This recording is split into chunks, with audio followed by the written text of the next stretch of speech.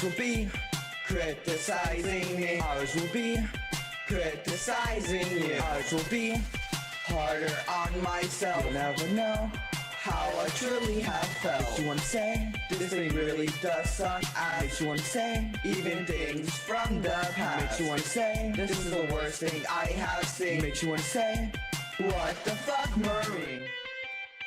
What the fuck, Marine? What the fuck, Marine? What the fuck, Marine? What the fuck, Marine? What's that? A metamorphic stone rising from the blackness of negative earth? A towering behemoth of monstrosity brought down from extraterrestrial powers? Or a giant monolith of death, hell-bent on annihilation of humankind, time, and all matter? No, it's a power brick for an Xbox One. What the fuck were they thinking? I mean, look at this beast. It's humongous. Not even the Death Star can take this thing out, and since it's old as time itself, it makes a loud ass noise when it's booted up.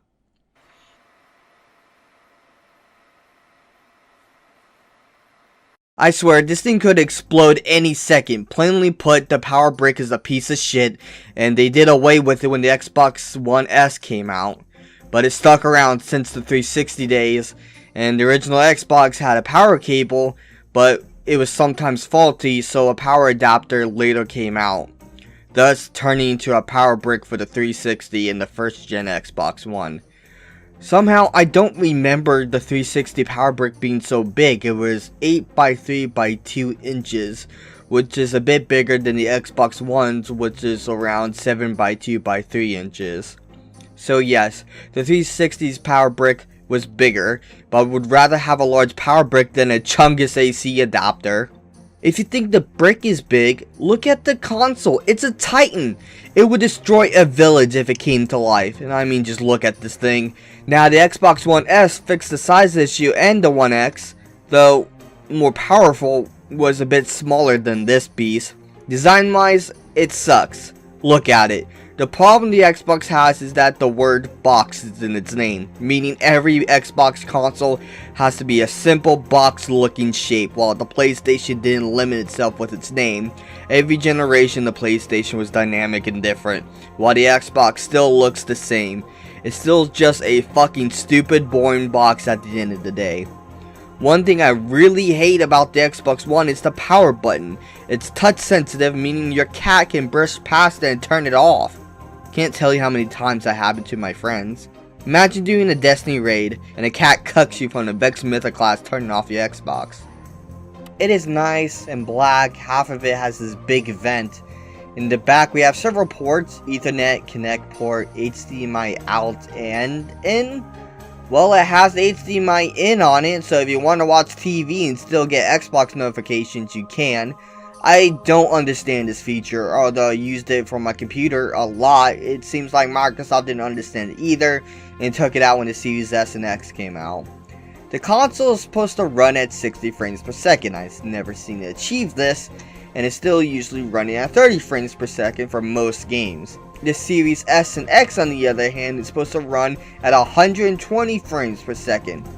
You can notice the difference when you play the games, but we won't be able to see it here on this video because I only capture at 30 frames per second. Sorry. Let's take a look at the Series S design. Nice and white, had a button instead of that fucking stupid dumbass touch control, and no HDMI in. Plainly put, this is just the Xbox One, but smaller and stronger. Talk about David and Goliath. It runs in 4K when available, and it has upgrades to the Xbox One games, and again, when available. But if it does have an upgrade, it has to be played on the internal drive, and you have to upgrade to play it. Meaning, if you went from the Series S from a Xbox One, your digital library was cut in half. But what about your physical games, right? You can still play those, right? Nope, it doesn't have a disc drive, and the Series X has one though. But it's super hard to get one. I bet I could find a unicorn before seeing the Xbox Series X. This sucks because I can't play any of my physical games, including Kingdom Hearts 3, which is getting taken off of Game Pass, so I guess if I want to play it, I have to play the PC version. The OS system runs on the exact same as the Xbox One's. You may think this is lazy, but it's actually smart because no matter what, you can still buy Xbox One games and play them. The PS5 has a different OS from the PS4 and can't play PS4 games, forcing developers to remake games like Spider-Man even though it came out a year or two earlier. This happened to The Last of Us as well. Like, really, Sony? Like, did you not learn or anything? The Series S and X has dynamic themes, which is cool. It has very small storage space. The Series S only has 250 gigabytes or so, and the Series X comes with an advertised 1 terabyte. But subtract some of that for the OS, and there you have it. The solid state drives to expand the storage for the Series S and X games are $200 for 1 terabyte. To put that in perspective, I got a 4 terabyte for the same price for my PC. You can still use non-solid state drives for the Xbox One games though. Lastly, we have the controllers. The main difference from the Xbox One controller to the Series S controller is the D-pad and the share button. It's used to quickly take screenshots.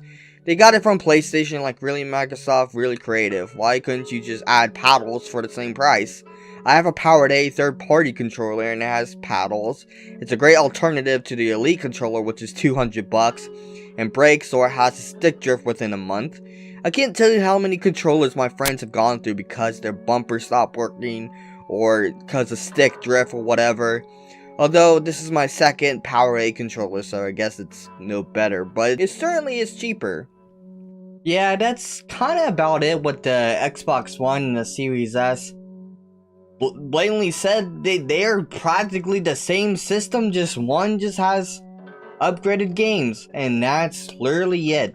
Not a huge step for this console generation, but it's still a step nonetheless, and has 4K gaming if you have it available, but what the fuck?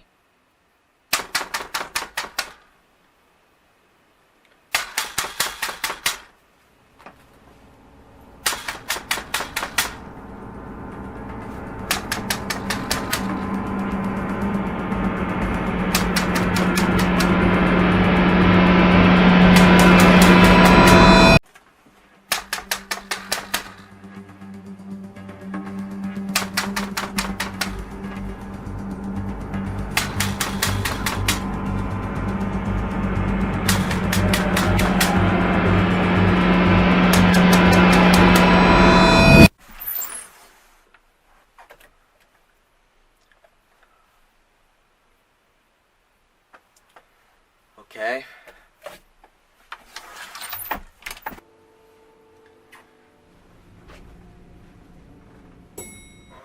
What the fuck?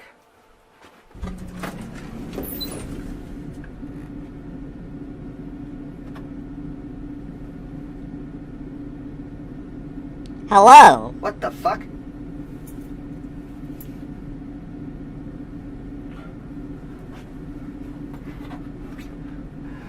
What? Who? Why? Well, you seem to have many questions. Allow me to introduce myself. My name is Jerry, the Jelly Bean. I'm here to give you a tool to help you on your next review. Right. A talking jelly bean. That's normal. Alright, what is this tool you speak of? It's an adapter to help record retro consoles, a RCA to HDMI converter. Okay, what am I reviewing though? The AVGN Sega Genesis. You know, the thing collecting dust in your desk. Huh. Well, yeah, I forgot about that thing.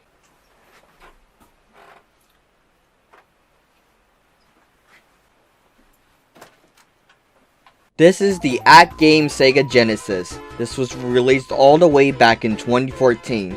This was originally going to be my second review all the way back in Season 1, but my capture card broke and I had to get a new one. And now, since I have this thing from Jerry the Jelly Bean, I can finally review this. First things to note, this one is broken.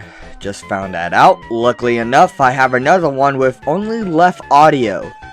Hopefully I can fix that in editing, so fingers crossed. Anyway, unlike the NES and SNES minis, this has a cartridge port, meaning along with the built-in games on here, we can use actual cartridges. That's pretty cool. I've been meaning to start a retro games collection, but with how expensive retro games can be, I keep putting it off. Anyway, we are not looking at the Sega games built into this thing. We are looking at the games that AVGN included in this console, the off-brand games.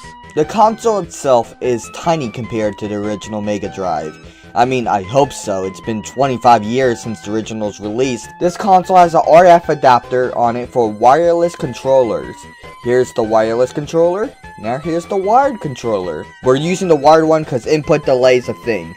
The wireless controller is fine, but it's not a big deal actually. Like I said, I have another console that has left and right audio ports, but this one only has left or right. I think it's left. I don't know. It's never apparent to me for what the colors mean on the back of these things anyway. Alright, anyway, why are there different versions of this console? That's a mystery of mankind, but one thing is certain. The games on it are the same. 40 Sega Genesis games and 40 third-party games. If you want to put a cartridge in the console, you can, like I said before. It's a top loader. Will it take it though? That's another topic for another day. Oh, Marineman, I forgot to tell you who sent me.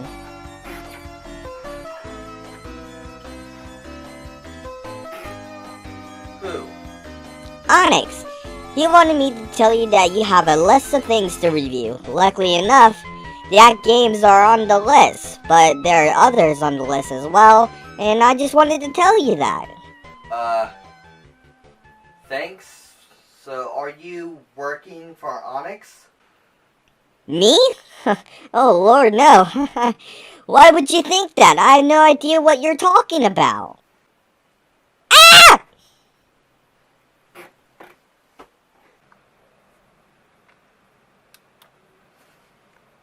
Number 1.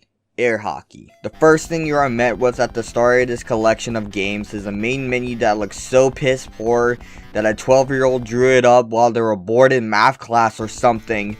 The music sounds like an orchestra of farts and is embarrassing for a 16-bit chiptune sound card to admit. It continues into gameplay. Speaking of which, it's not that exciting. It's slow-paced air hockey. For some fucked up reason, the goals are in the corners and not in the middle, and there's no barrier in the actual middle playing field. It's first to 7 wins. Like, what do you want me to say? I only played this for less than a minute and it was torture to me. Next game. Number 2. Black Sheep. Okay, let's figure out how to play.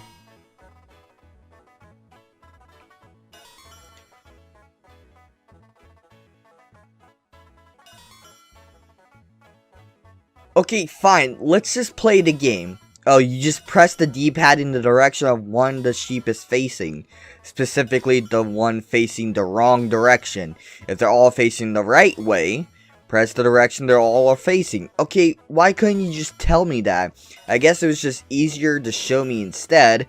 Maybe they didn't know how to word it. Fuck if I know. Music is not that bad, by the way. It still hurts my ears slightly, but above all else, it's an easy brain teaser game. Next game. Number 3.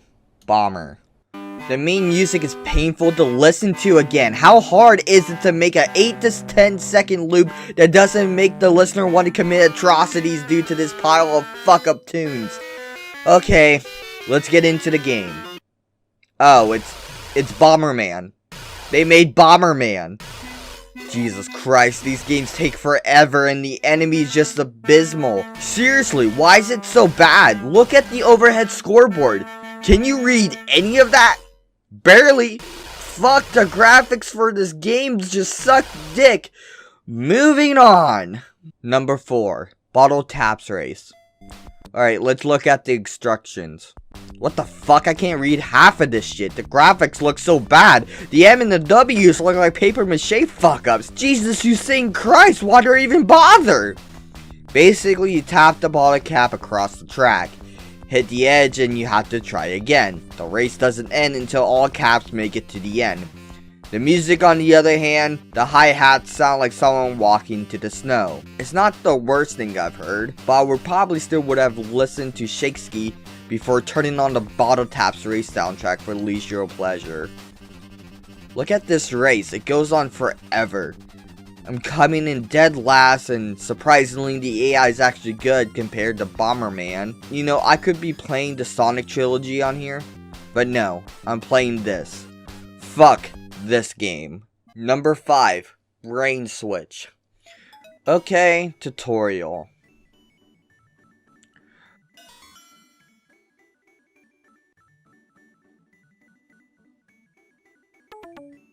My guess is, if it's even, yes or no. Is it a vowel, yes or no? Nothing much to say here, just another brain teaser. The music doesn't want me to commit tax fraud and live the rest of my pathetic, worthless life in prison where milk is served in solid bars, like a candy bar or something. Whatever, next game. Number 6. Bulls and cows. How to play. Okay, basically it's a code breaker game. It blatantly tells you what A and B represents. But good luck remembering what they represent. At least I could read the tutorial screen. But the best thing is, there's no music. God has graced me with peace. But I don't know how to play, so next! Number 7. Canon. Tutorial. Okay, I can barely read this too. What the flying fuck? How hard is it to make a legible tutorial screen? Plus it has bad English. If you got lucky, there will be no win to be worried. And you can play alone against Mega Drive and not the Mega Drive, as if Mega Drive is a person and not a thing. Where's Brady? He's an English major. Last I saw him, he was in the elevator, probably getting far the fuck away from me, cause all I seem to attract is shit games and unwanted guests. Anyway, on to the game. Okay, you shoot the enemy tank, but be careful, there's wind. Pretty ambitious for a 16-bit game, I assume. I shot through the tank? What? That's bullshit! What the hell is that? Ha! I killed him. I win. Last thing to note, music was not terrible. Still would rather listen to Vanilla Ice and console while I was overdosed on ketamine. But above all else, okay game. Next. Number 8. Checker. Listen to this music.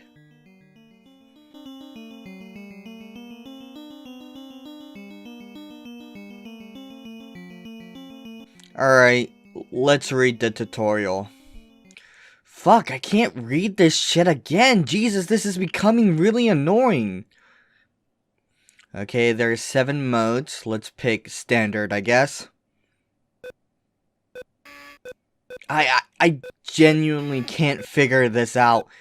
Fuck it, next game. Number 9, chess. I'm welcomed to more shitty music. This menu comes up. Let's pick a new game. Well, it's chess with shitty music. It's low-key intense. But I don't know how to play chess, so let's move on to the next game. Number 10, color puzzle. It's one of those brain teaser games. Does it match with the meaning or the color? Yes or no? That's it. I wish these games give me more to talk about. I don't even care to even try with these games. Fuck it, next game. Number 11, Cross the Road. No tutorial. Okay, let's play the game. Oh, it's like Freeway or Frogger or something. Super easy, several levels, and again the music is made out of paper fart instruments. Surprisingly, this game's graphics isn't that bad. I know I haven't commented much about the graphics at all, but so far this is the best looking game. Anyway, let's move on. Number 12, Curling 2010. First thing to note, it's not curling the sport. You throw balls to the other side to win. Hit the enemy player and you stun them. There are 2 levels per level. Or 2 turns per level, whatever it's fucking called. It's stupid and it's unnecessary and pisses me off. It makes this game last an eternity. Plus it gets faster each level. The game looks like shit and it plays like ass. The music is okay though. Not annoying, but not good. Next game. Number 13, Dominant Color. Oh, I wonder what this game is about. You just pick the dominant color. Sometimes the rules are reversed, so you pick the less dominant color. These brain teaser games plague this system. There are too many of them. Plus, how am I supposed to review a brain teaser game? It has only one sole concept, which is can you guess correctly between 2 choices. Fuck it, next game. Number 14, Fight or Lose. It's kind of hard to read the text here, but it's legible. Let's play the game. I made a couple of moves and I lost. I don't know what happened. Fuck this. Number 15, Firefly Glow. It's Simon fucking Says, but with fireflies. What do you want me to say here? I don't understand the thing with these brain teaser puzzle games. Why did they feel the need to add so many of them? Next game. Number 16, Flash Memory. You pick the numbers from least to greatest, but they get covered with stars, and of course the music is Twinkle Twinkle Little Star. Are you fucking kidding me? Like, what's up with these brain teasers? Out of the 16 games we've reviewed so far, 7 of them are brain teasers. That's just under half of the games, where all you do is just press the D-pad, or press A, or whatever. It's fucking stupid. Like, come to think about it, I don't think the non-brain teaser games use A, B, or C for any other different functions either. Fuck it. Moving on. Number 17, Formula Challenge. Is the equation greater, less than, or equal to? Making it the 3rd brain teaser in a row. Fuck it, next game. Number 18, Hexagonos. Instantly the music sucks ass. You play as cells to infect hexagons against the other cells. The animation is actually pretty impressive here. The graphics though look like shit. It's not terrible, but I still lost. Anyway, moving on to the next game. Number 19, Jax P. What the fuck is that name? Well, it's a jumping game. You jump to the next platform. The camera's jank. The edges push you off the platforms. Plus, the biggest question is, why is it called Jax P? Like you would think, based off the title, you mean Jack like Jack and the Beanstalk. But no, there's no Beanstalk and there's no peace anywhere. Also, the music and graphics suck. I've had enough. Number 20, Jewel Magic. It's Tetris, but I don't know how to clear the blocks. Do you match the colors with the directions the triangles are facing? Maybe. There was no tutorial, so fuck it. Next game. Jesus Christ. Out of the 20 games we played so far, 8 of them have been brain teasers. Maybe there's that one game. Maybe there's that gem hiding in these pile of shit games. But that's being optimistic, and so far, there hasn't been anything to be optimistic for. So let's keep going on with the rest of the fucking games. Number 21, Logic Dial. Oh look, another brain teaser game. Rotate the numbers to read in order least to greatest. The music here is familiar, but I can't put my finger on it. Anyway, next game. Number 22, Mahjong. What the fuck is this music? It's the worst thing I've ever heard. There is no tutorial, and you are presented with these cards. I don't know how to do this, and this is torture. Moving on to the next game before I fucking die. Number 23, Match 11. I watched the tutorial, but I don't understand what to do here. It's vague and it's stupid. Next game. Number 24, Mega Brain Switch. It's Brain Switch, but harder. Another brain teaser, but not only that, it's just a harder difficulty, which could have been added with the regular Brain Switch. But not to paint out the shit, they added this 19 games down the line. That's pointless. Next game. Number 25, Memory. No tutorial, shitty music, shitty graphics. Maybe you have to match the symbols, but it's not like normal matching games because the cards don't flip back over. I won though, so next game. Number 26, Memory Match. Oh, I just noticed this list is in alphabetical order. Anyway, it's another brain teaser game. Does the 2 symbols match? But one of them is hidden, so you gotta remember what the symbol was. The good thing is the music is okay, but nothing much to add here. So, let's continue. Number 27, Mirror Mirror. Another brain teaser where you have to find the letters on the empty squares. The mirror rotates though, so it's not always straightforward. Next game. Number 28, Mr. Balls? What the fuck is that name? The music here is annoying and intense. There's a story to the game. Mr. Balls got stuck into the machine and you have to free him. The gameplay is just making all the balls disappear, which I spent 3 minutes doing until I gave up. The music was giving me an aneurysm. What do you expect? Moving on to the next game. Number 29, Naval Power. It's just Battleship. I lost, I know, I suck, I know, but what do you expect? Nothing much to add here other than the shitty music, the shitty graphics, and the shitty gameplay. Next game. Number 30, Panic Lift. Another brain teaser game. Just remember which floor each person needs to get off on.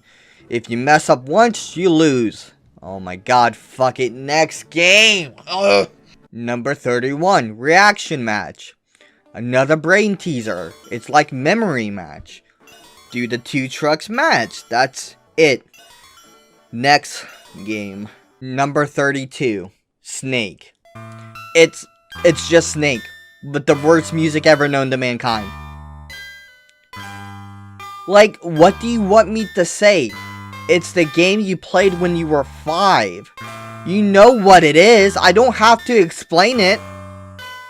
Next game. Number 33, Space Hunter.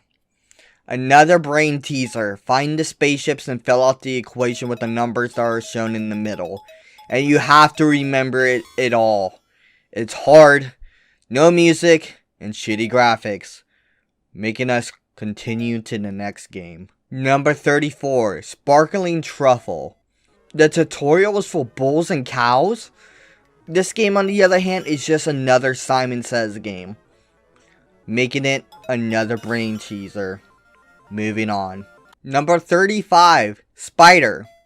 It's simple, shoot the spiders. It's actually pretty fun.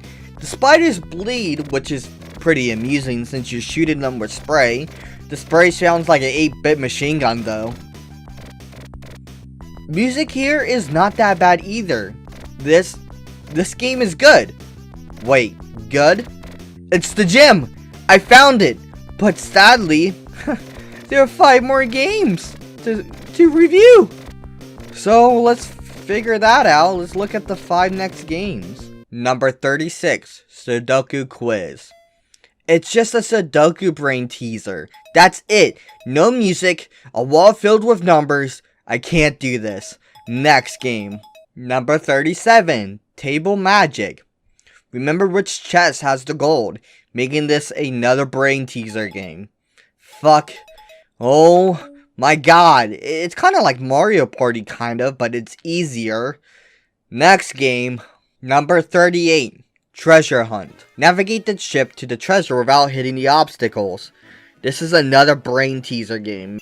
Eventually, it makes you collect silver and gold keys, and the gold keys disappear when you collect the silver key, making it harder.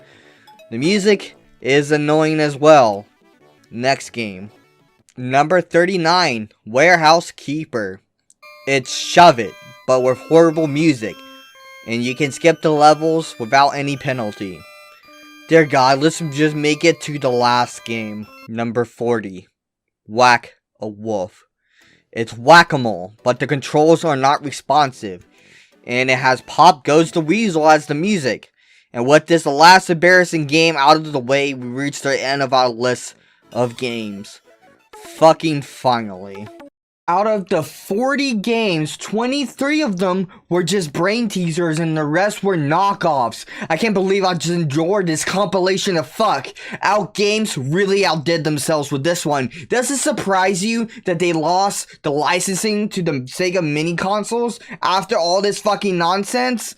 I hope no one makes any more of these fucking mini consoles, because knowing them, they'll add 40 more of the fucking ridiculous knockoff games that games added onto them. I hope that fucking jelly bean doesn't come back either. I had enough with this bullshit. Fuck. Didn't Jerry said Onyx had a list for me to review? God damn it.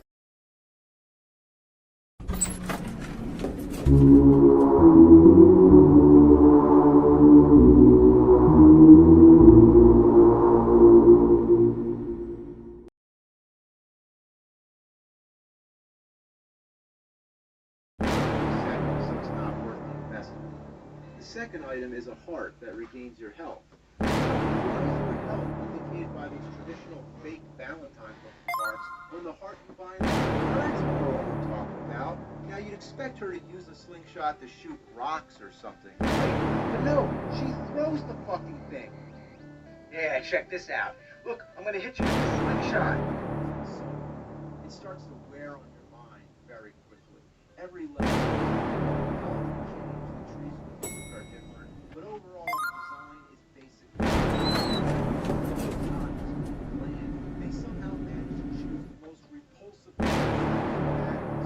Don't you wish there could have been a more appealing texture and hue rather than this? Even something as simple as walking can't go without glitchy side effects. Can't pass through narrow spots. Sideways, as if Little Red Hood exists in a two-dimensional space, while jumping sideways into a...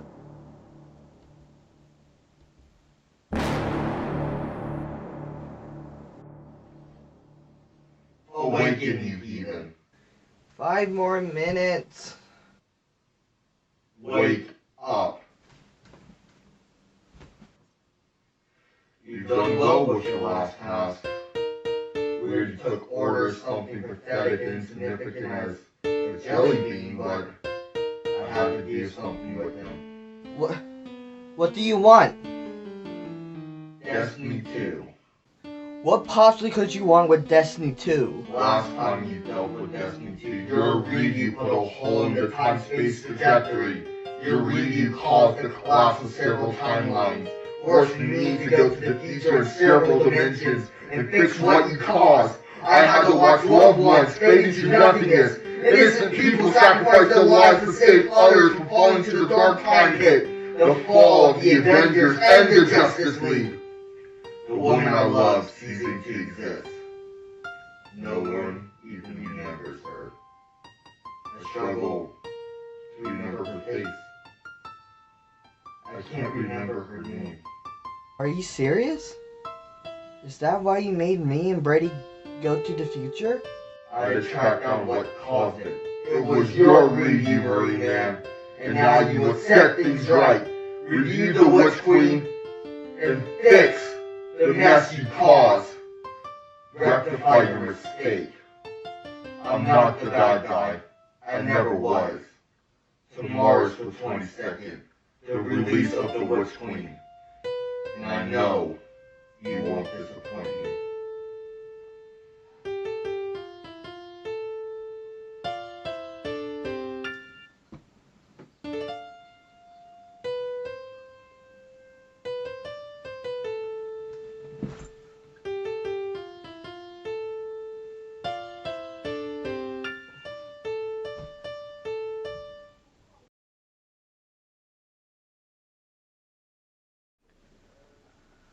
Okay, so I've been playing the new Destiny DLC for a few days now, and I have to say I'm impressed.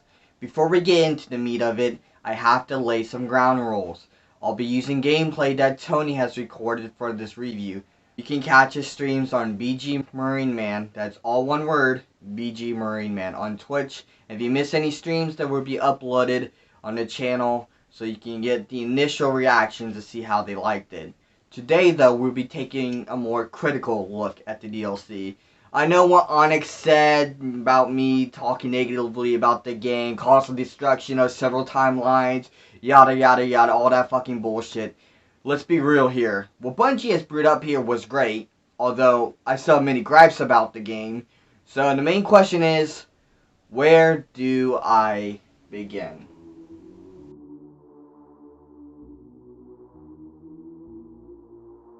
Okay, this is all to my understanding, so I might get some things wrong, and if so, I apologize in advance. I'm not going for a degree in Destiny lore, but there's this bitch and she's like a god or something of what's called the Hive, which is one of the 7 factions that are in the game.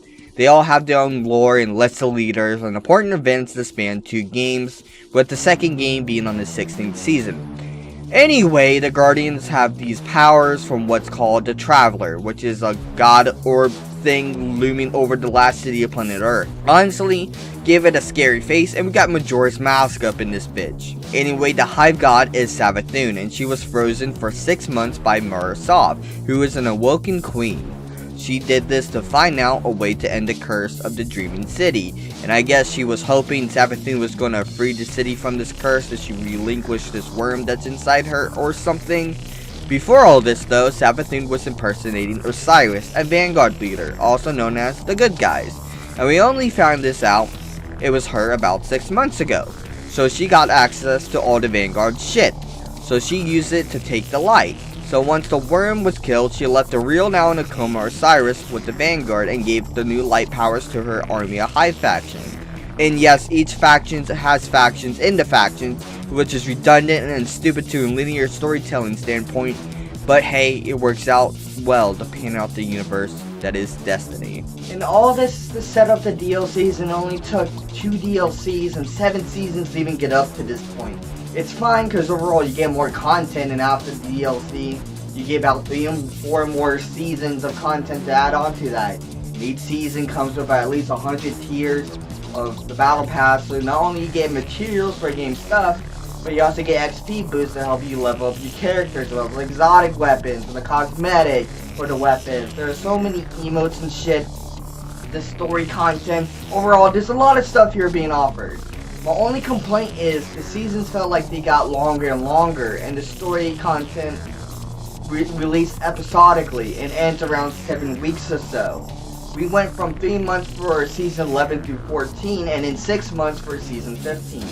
Why was it 6 months? The DLC got delayed 3 months. Granted, the developers were working from home, but at least we had the 30th anniversary event to help add content to the game, which added Halo-inspired weapons, which you may or may not touch upon later.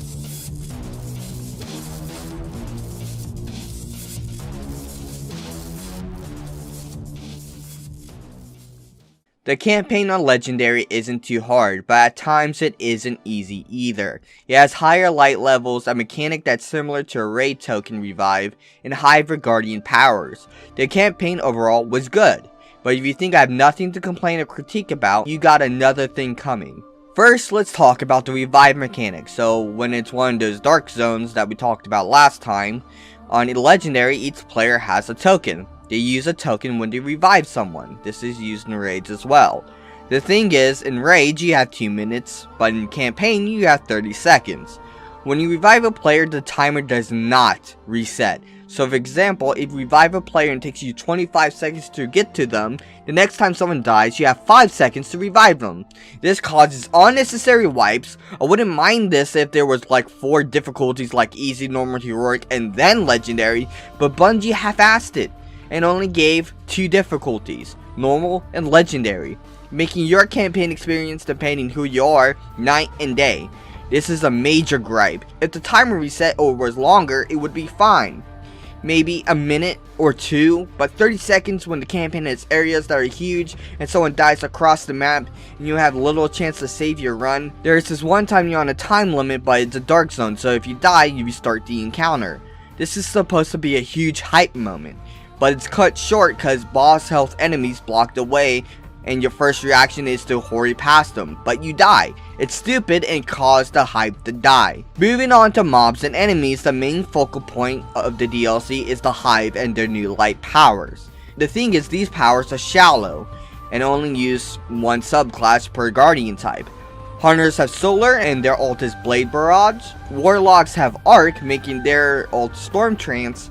And Titans have Void, making their ult the Shield. They only have these ults and have no change. Each subclass for the Guardians, the regular Guardians, have 3 ults. Wouldn't that be cool if the Hunters pulled out like a gold gun or Mobius quiver? Like, wouldn't it be more unexpected for each encounter, especially if they were random? Bro, imagine a Thunder Crash Hive Titan. These all could work well and good with the right implementation and sound cues and kill-free notifications. The thing is, you don't really fight these guys that often. You know who you do fight often? The Scorn. Now, the Scorn was introduced in the Forsaken DLC, and I hate them. My friends hate them, the community hates them, so when the Tangle Shore was getting vaulted, we thought it was bye-bye Scorn. Nope. There's this witness guy, and he's using them for his army. Why? This is explained somewhere, but apparently very poorly, since I don't know when it was explained. I barely know who this witness guy is, and he's mentioned a lot. I thought this was a Savathun DLC, not a witness DLC. I wanted to fight the Hive Guardians, not the fucking Scorn.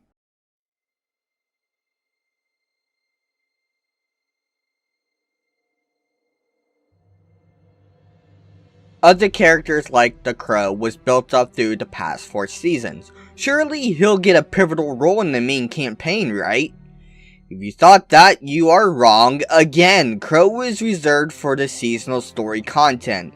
He got his memories of his past before he was a Guardian from Savathun, you know, the time when he was Aldrin, and nothing came of it in the mainline DLC, which is disappointing. There's this argument that happens near the end of the campaign between Zavala and Ikora, but this was built as false tension, as it's resolved after a mission, where instead of Ikora on comms, it's Eris Morn. Finch is a world vendor and has a slight role of telling you where important objects are, which is fine. It fits, and he's an actual likable character. The thing is, Bungie said they were going to kill off a main protagonist character. The thing is, they can't put the nail in the shit-filled coffin for the antagonistic characters.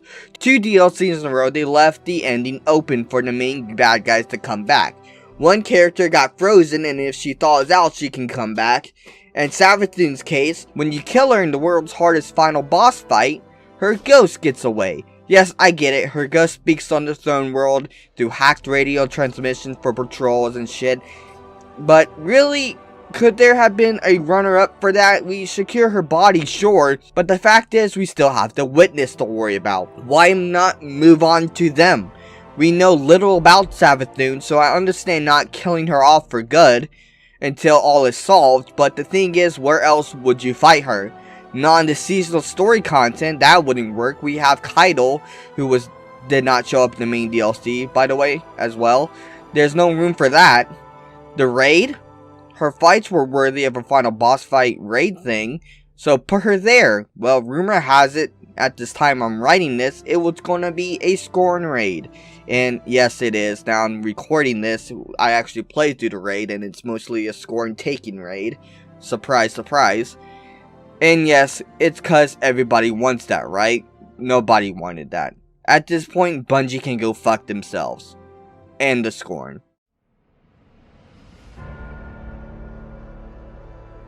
So the endgame content is served for Grandmaster difficulty missions and raids. The raids have their own puzzle-like mechanics as you defeat enemies. This is fine. It can be difficult on the start of runs, and especially for beginners. My team struggled with raids for the longest time when we first started, but now we have beaten every raid except for the new one, which uses mechanics from other raids, which is kinda cool.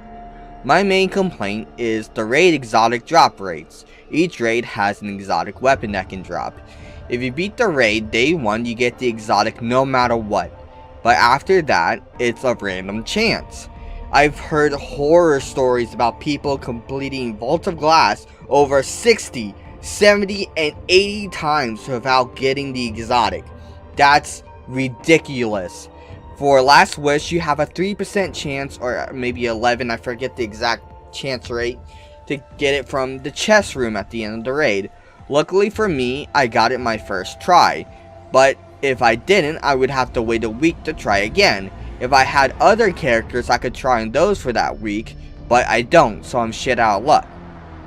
In that match alone, we got 5 exotics, so it was good. I guess we got lucky. Other than that, the game tests my patience with its RNG loot. I have every raid exotic, luckily for me, except for the one for Leviathan that got vaulted a while ago, so I didn't get that. Divinity was special for Garden. You did a special puzzle run, and you got a 100% chance to get it. I'd rather do this, although it's annoying and somewhat difficult, but it's better than running it 80 times and not getting it. The raids, other than that, are beautiful and masterpieces. except for Riven's boss fight. Fuck Riven. So what I've played of the DLC so far is good.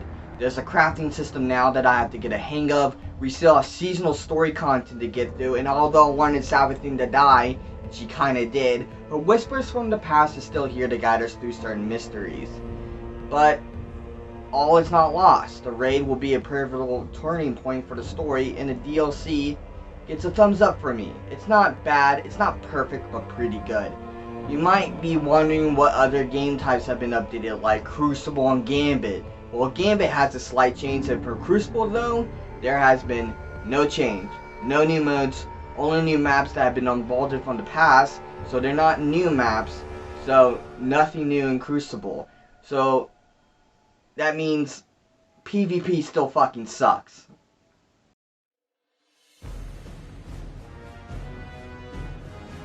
We won't be talking about Gambit today, but we will talk about PvP. The thing with PvP in this game, and the reason it sucks, is because the sandbox is curated around abilities. Similar to Halo 5, how 343 evolved the player instead of the sandbox. The content in PvP is stale as ever. No new modes. Special modes rotate every week, sure, but they're not new. The game would benefit with a Forge mode and expanded custom games modes. Yeah! Since Bungie is too busy obviously working on content for story and stuff to work on PvP, the community can carry some weight and make some maps. Think of the canvases they can use: a Europa canvas, a Dark Pyramid canvas, a Throne World canvas. It could be endless. Custom games like Exotic Fiesta, where every weapon your loadout's exotic weapon with max ammo. Yeah, that would be fun. It's better than everyone having a new tracking poisonous SMG exotic. It's like giving everyone a needler from Halo, also with unlimited ammo. No wonder people don't like PvP.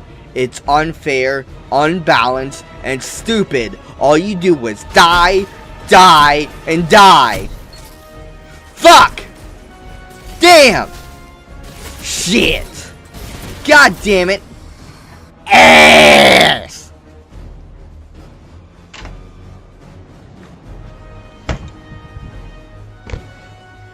This game's the worst creation of mankind. This game makes me want to stuff cockroaches on my dick. I'd rather piss gasoline. I'd rather work an 8-hour shift a day than spend a minute playing this piece of fuck anal junk. I'd rather stick my dick in Sabathun's jagged fucking light-infested pussy.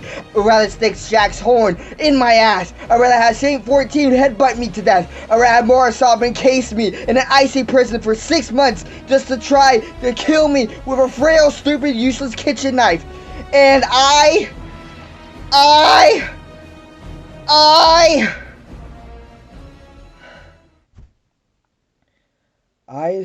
love Destiny. Yeah, I love Destiny. It captivated me with its lore, graphics, and atmosphere. The game misses sometimes, yes, but the game is good, great, maybe even fantastic. The leveling system, even though it's RNG based, it's rewarding. The DLCs are always worth the cost, and though I complain about the ending, you know, I probably wouldn't want it any other way. The game is alive. 1 million people pre-ordered Witch Queen. That's insane. Last time I played Destiny, I had a sour taste in my mouth. I didn't pay for the season's content, so my experience reflected that. I missed out. I was dumb. Upon giving Destiny 2 a second chance and investing money into it, I'm confident to say I love Destiny. I could comfortably place this with my top 3 franchises: Kingdom Hearts, Halo, and now Destiny. Bungie plans to give this game a long life. 3 more DLCs are planned to release in the next 3 years. Then, being the end of Destiny 2. It's sad. Destiny, though a little far off, is coming to a close. There will be a hole in many people's hearts when this happens, including mine.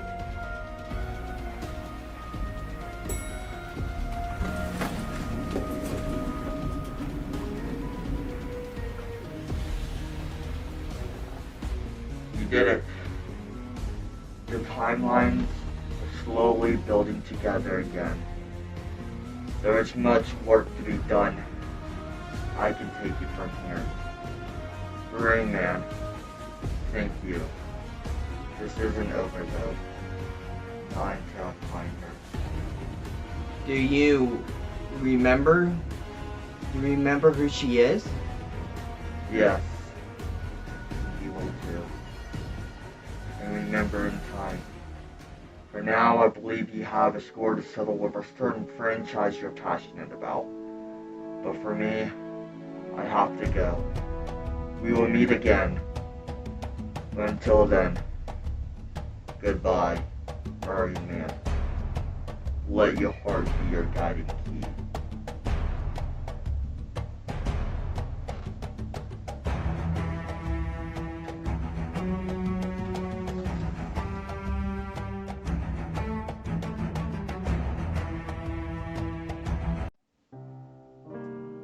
When I do this, he's not gonna trust me anymore. So what? What's the problem? He's too distracted with his new review to think anything about you. He may be too distracted, yes, but I can't help but think doing this will really piss him off.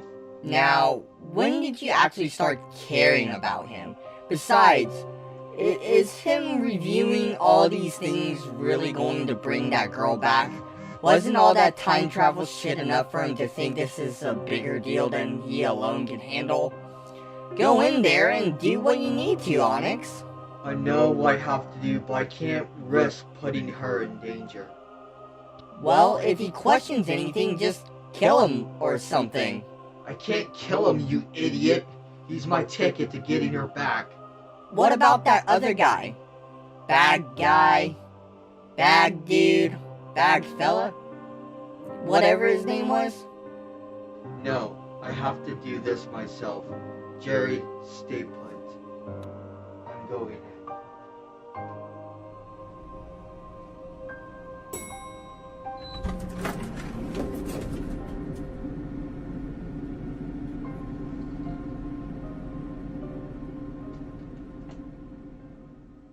Do I have to introduce this game series? I mean, come on! It's Halo! Halo has launched its 7th mainline game, being Halo Infinite. The multiplayer launched early in a quote-unquote beta, but they were not fooling anyone. This game was a full release minus the campaign on November 15th, but then the campaign released on December 8th. Today, though, we'll be taking a closer look at the state of the game's multiplayer. Although not a normal rundown review where we look critically at the game's campaign and mechanics, we will look at the multiplayer for this particular review. The game at its core plays how a modern Halo should. Sprint doesn't destroy pacing, equipment that acts like a successor to Halo 3's equipment, and okay maps. My complaint really is that there is nothing to this game. There is only one ranked playlist, and before an update there was no Slayer playlist. Big Team Battle was broken for a month and one of the patches failed to fix it. So now, here's our expectations. If there's a new event mode such as attrition, expect it to be taken away after 2 weeks and not added back into normal game rotation. Speaking of events, the SWAT or Tactical Slayer event trickled down game modes through its 2-week span, also having many people leaving the games that the game had Mangler or Stalker starts, making challenges difficult. Other than that, there's Quick Play, Bot Bootcamp, Big Team Battle, Fiesta, Free For All Slayer, SWAT, which has been renamed to Tactical Slayer for absolutely no reason, Team Slayer, and the one ranked arena game mode. The game started out with 3 or 4 playlists, but now it's been 5 months and they only added about 4 more playlists. Like, really, 343? 20 million people picked up this game, and roughly most of them have dropped it off. It's a shame, really. Overall, the competitors for Halo was a broken Battlefield game and the weakest COD game to release since Call of Duty Ghosts. Like, Halo dominated when it first came out in November, but now it's joined the lackluster shooters lineup of 2021. Halo should have blown these two out of the water, but the problem is that most of the features of a Halo game are gone or broken. Theater doesn't work, you have to use a workaround to get custom games to work slightly. Forge is not coming out till Season 3, so now we have to rely on 343 to get content pulled out solely. Forge is shaping up to be a unit based on leaks, which I can't show because I like my channel refuse to risk a strike. Other than Forge, there's just missing game modes. No King to Hill, no Infection again. Like 343, you would think that it would learn from the mistakes from Halo 5 and not having fucking Infection out for 6 months, but they've done it again. And no Breakout, which is my favorite game mode from Halo 5. No Invasion or Warzone replacement. Like, so much is missing here to make Halo, Halo. It's just odd. Just how much can there be missing? Look, I'm not a 343 hater, but they've been giving us less and less and less content over the years. This just proves they need a support studio or support studios. Look how many companies Call of Duty has. Not one company makes all the games alone. Microsoft is trying to like big dick the gaming industry with no avail. It's laughable. I get it. It's Season 1, and 343 are uncertain on what content can be pushed out. But I'm certain that I'm done playing Halo. So you won't mind if I deleted your game off of your system then, huh? Well, I still like it and play it every once in a while. Also, why are you covering your face more than normal? It's time to test your pain. My what? Moo.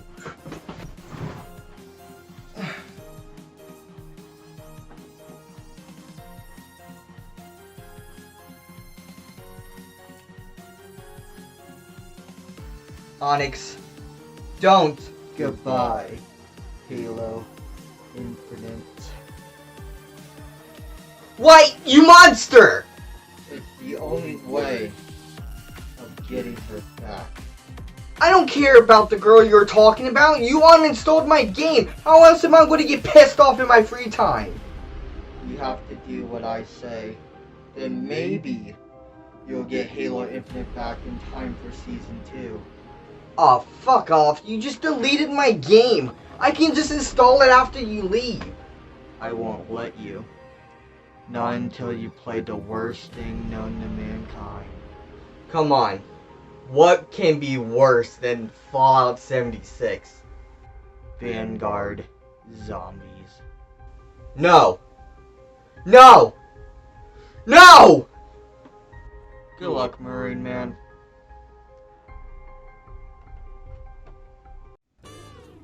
Fuck, I just wanted to play Halo.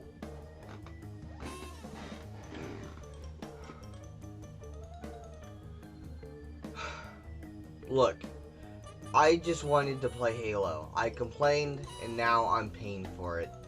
Onyx deleted my game. The only way he'll let me play is if I review Vanguard Zombies. That cocksucker. Anyway, let me remind you that Call of Duty Zombies has a long history, a legacy of music, Easter eggs, Easter egg quest lines, and memorable characters. You know, Dempsey, Nikolai, Takia, Rick, Coffin, and Samantha. Although Cold War didn't have them playable except for Sam and Weaver. But at least they were playable. Cold War, although lacked playable story characters other than Sam and Weaver, they had cool perk machine designs, cool mechanics, and a super rewarding progression system in and outside the game. The Aether Crystals, the no perk limit, the armor system, the tier system for weapons, on top of that, a pack-a-punching system. You progressed to be powerful and it was still punishing when you were going down, losing almost 4 to 6 perks at a time. It was crazy, I loved it. Time Machine, Firebase Z, Outbreak, and Mod Tone were all great maps / experiences. I didn't play Forsaken. I got a Series S and I own Cold War on disc, so rip me. The only complaint with Cold War Zombies is the shotguns dominated the playing field. You had to run a shotgun and a wonder weapon, and you had to train or camp. Tfue complained that they were just running in circles for hours on end, which is true. When you aren't training in the courtyard in Darish, you're camping on the catwalk. I mean, what else are you gonna do? The maps are not that big. Outbreak changed the playing field by placing big team battle maps as zombie maps with objectives, but they weren't round based. You did the objective and side things, then you moved on to a new map with a long ass loading screen. Anyway, Cold War introduced a lot of cool things. Let's see how they improved the gameplay.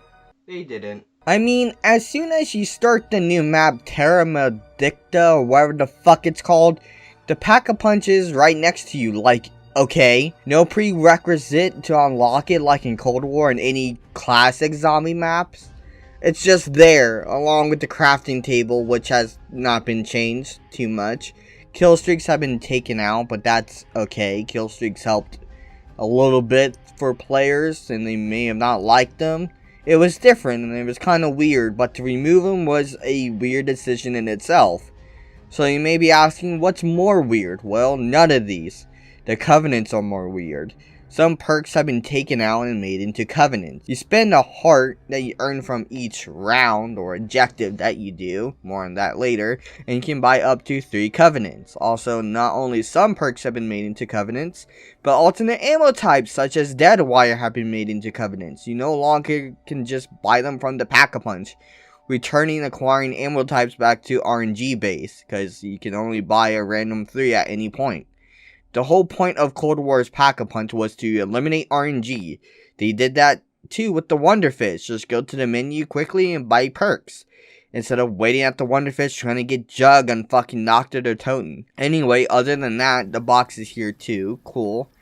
It doesn't move. Speaking of the box, it can spit out upgraded weapons, which the mystery box has never done vanilla. It does that because the rarity system is just how packed your gun is. So if it's a tier 3, it's legendary. Remember the armory?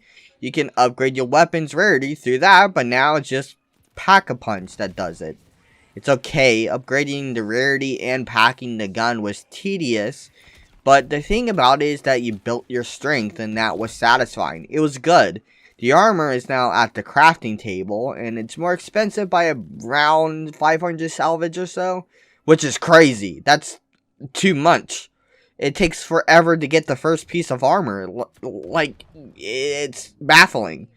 Anyway, let's move on. Alright, let's look at the perks. They have Speed Cola, Jug, Stamina Up, Deadshot, and Quick Revive. That's not a lot of perks. That's only 6. Cold War, by the time of it, the end of its lifespan, had 11. Okay, it's weird that Deadshot in Vanguard doesn't lock on to the head. You have to get a covenant for that. Okay, like Treyarch, come on. This is a missed opportunity. They use these altars of potions and change the names of the perk, like Ethereal Haste and Fiendish Fortitude. Like, really, come on. They could have just used the classic perk machines. It's obvious they wanted to play off of nostalgia by adding Shuna Numa in the first map and adding an Eclipse like in Darish in the first map. Like, why did they not use the perk machines? This ties into Cold War story, so how, when, what? What changed? What's the difference? I could understand the alters like if Blizzard or 343 or Capcom or SRS made the fucking zombies mode. But like, this is Treyarch Zombies. Use the damn perk machines, you fox. Okay, how do you play the game? First off, it's not a round-based game.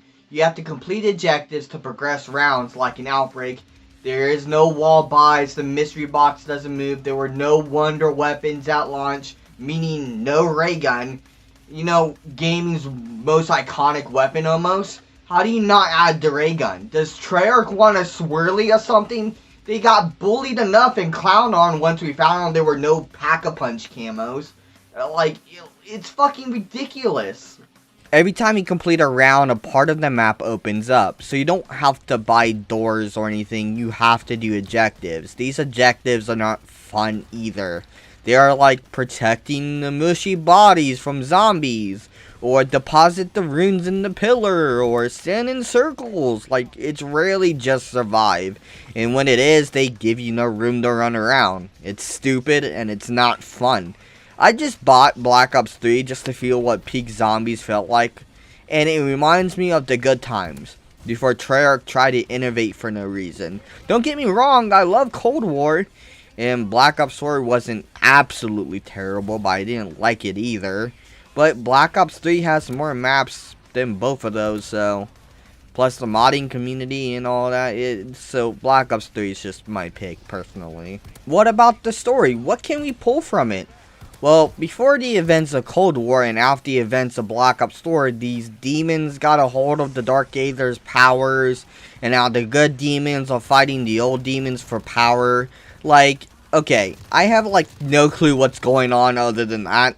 There's a dumpster size of dialogue on every fucking map that anyone could fucking care less about. Like I said, there's no perk machines. The demons give you these altars that you can buy several times to buff them over time. They also give you your artifacts, which are your special abilities from Cold War. There are no new ones since Cold War's iteration. There is a spell book in the first map and it ties to the second map somehow, but other than that, the story is intangible. It's not interesting, no returning characters, no nothing. It's grade A perfect fucking bullshit. It's annoying. Let me let you in on something. The theory of why this is so bad is because Treyarch is too busy working on Zombie Chronicles 2. The whole community is talking about this theory, and it's based on leaks. I take leaks with a grain of salt. History has shown that leaks are not always reliable, and Treyarch has proven that they were themselves unreliable to give out a good, well-rounded experience for Vanguard. My expectations were this was going to be a better experience than Cold War, and I was wrong. So instead of playing the lackluster zombies, let's play multiplayer. Yeah, that has to be good. Right? Multiplayer has to be good. Fuck! Ass! Damn it! Shit! Fuck! Oh my god. Why am I playing this? Fuck! Fuck! Fuck! That's it! Oh, you see it now. Your anger, your pain, your suffering. Where has led you? It only has led me to throw my controller and you ruining the satisfaction of it being destroyed into a million pieces. No, you see, there's why no pain in your heart. Do you find it familiar? I'm not doing your mind games. Right now, leave me alone. This is the type of dismissive behavior that you've followed up for years, forgetting the pain of others that caused you, and focusing the anger on these games, these sources of media. Have you learned anything from what you have done so far? I've learned to channel my anger through art. My complaints, they're valid, transformative. I put in the way others can share my pain. Exactly. You used to share your pain with someone special. Someone you used to care about. I know what you're doing. No, I don't care about the girl that you are talking about. Fuck off with that BS. You do care. Deep down, I know you do. We are the same. No, I moved on. You should too. Maybe she was never lost to the void. Maybe she left you because she needs some peace in her life. How dare you say that? You don't have the right to say what she decided to do. You don't know what happened between me and her. You have no clue what you're talking about. Exactly. Shut your mouth and what? Review another shitty game? I'll be back, Marineman. Next time, you'll be sorry. Pussy.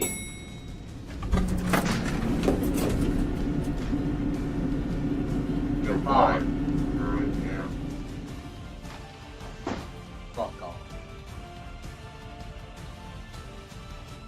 The NES Mini was introduced in 2016. Fans of the Nintendo Entertainment System rejoiced as they could play classic NES games in HD without having to download software off the eShop or get it through emulations.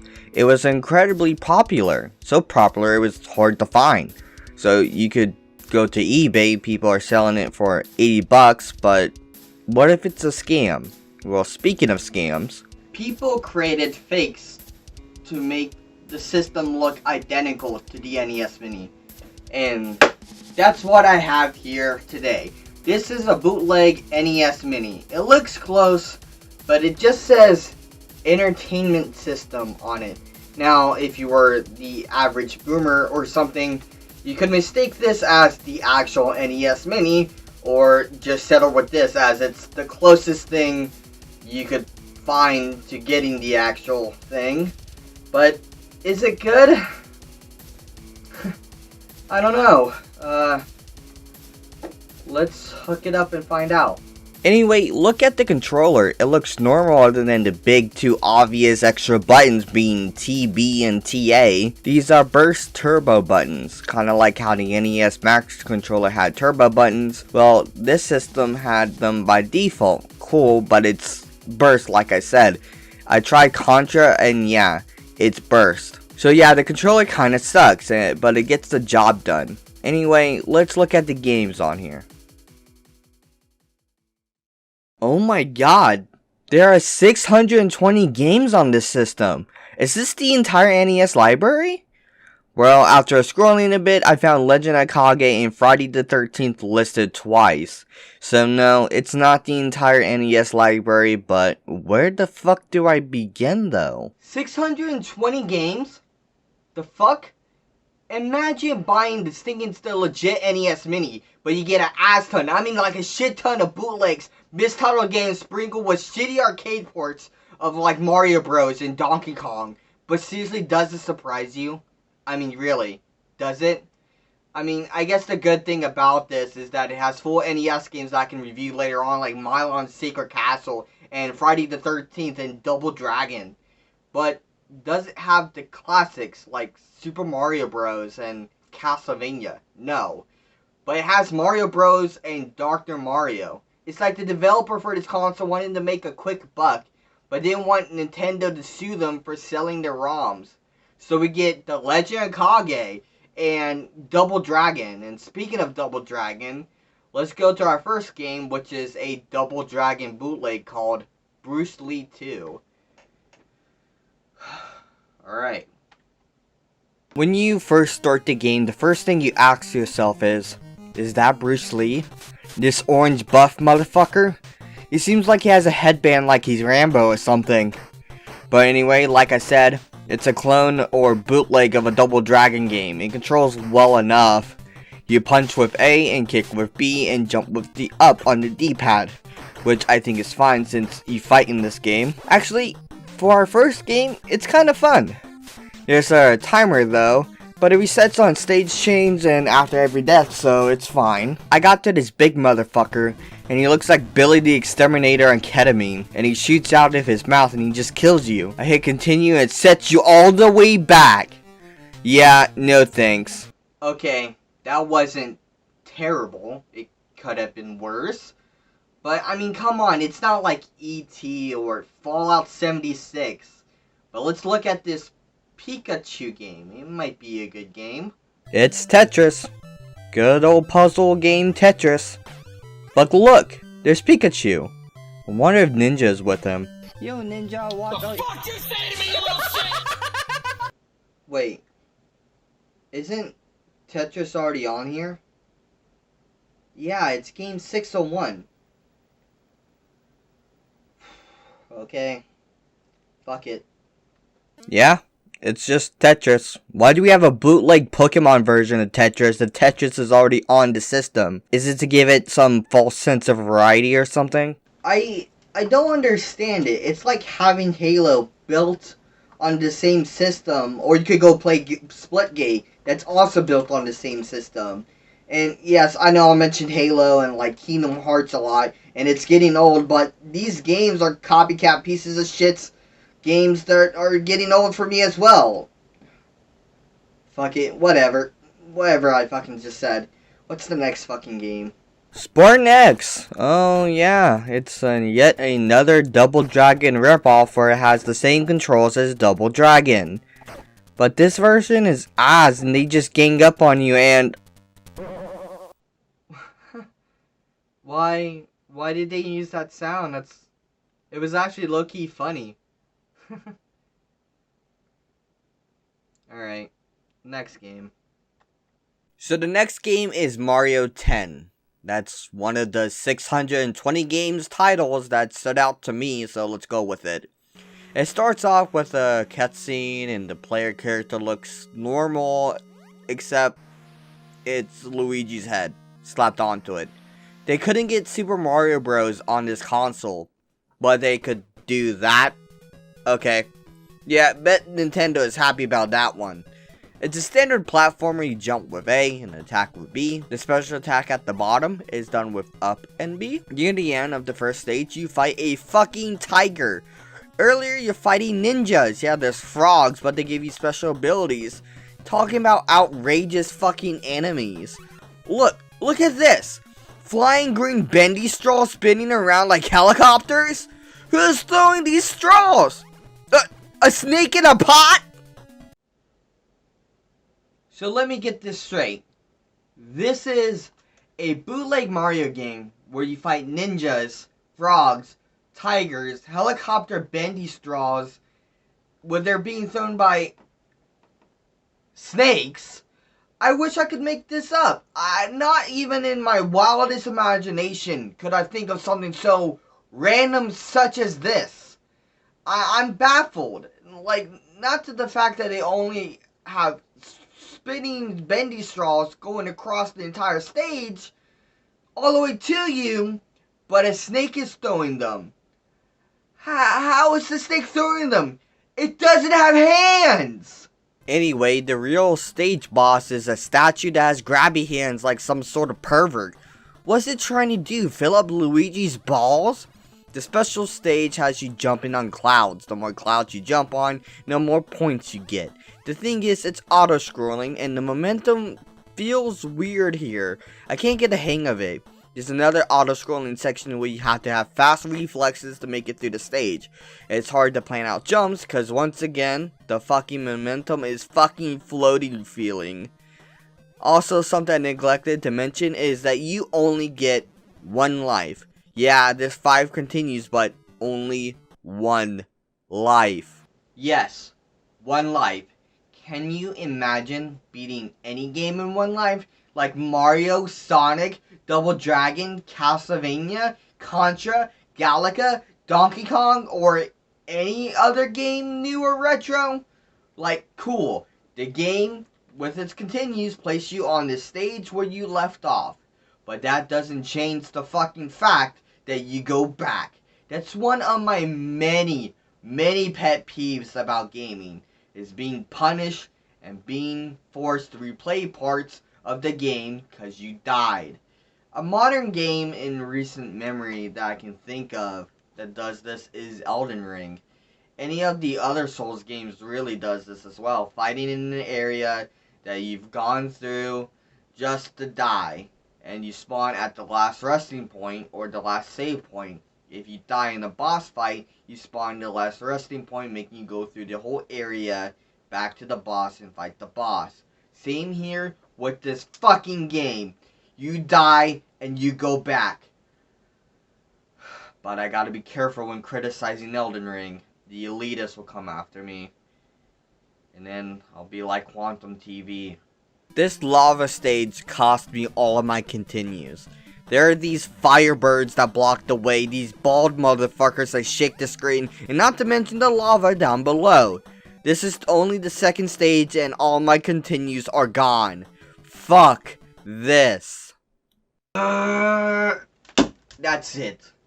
You get the point. The Fake NES Mini is filled with bootlegs, multi-listings, or arcade ports, but hey, let's look at the bright side. The at-game Sega Genesis was filled with, like, puzzle games and brain teasers. From my knowledge, this had none, or maybe very few. I couldn't find them. So I guess we can say this system is decent. It's no legit NES Mini. Don't get me wrong, if I spent $80 on eBay for one of these and I got this, I'd be pissed. It makes me think, how did I get this?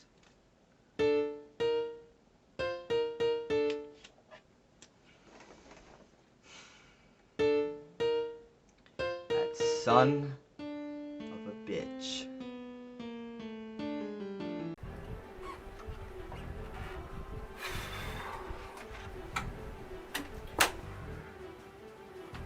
Great. Now you're just going to invade my room while I'm gone? What's next? You're going to kill my family, or even worse, make them play shitty games for the rest of their existence? Now, listen. I'm sick of this, man.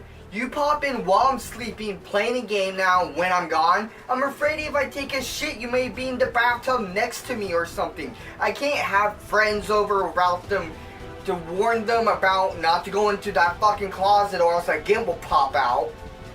No, it's really not that bad. I can't even have a woman over because, God forbid, a creep or something wearing all black while I'm out trying to street talk her. Like, how am I supposed to explain this to anyone?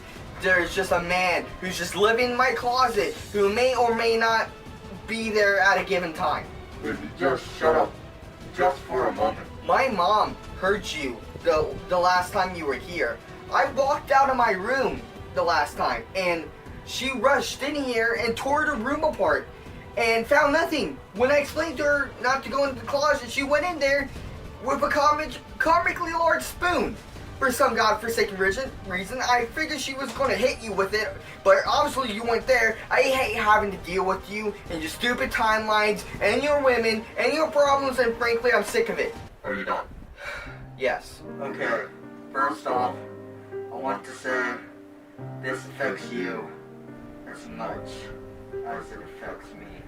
Now, there's no other way I have to put this, but she's not coming back. Who is she? You know her. No, I really don't. If I did, I wouldn't be asking. I can't say her name. If I did, she wouldn't appreciate it. Okay. Time is running out.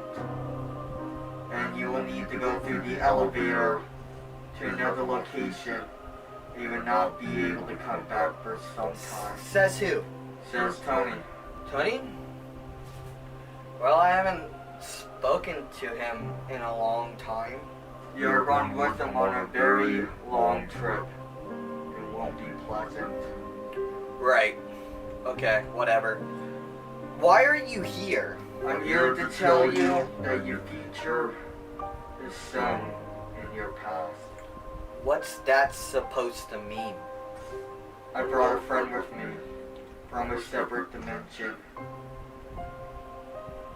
You know, I think you would like to meet her. Hello, Marineman! You gotta be kidding me. So, Onyx left, and I'm here with some pony that I'm super familiar with, and I'm sure you have many questions such as, what does this have to do with my past?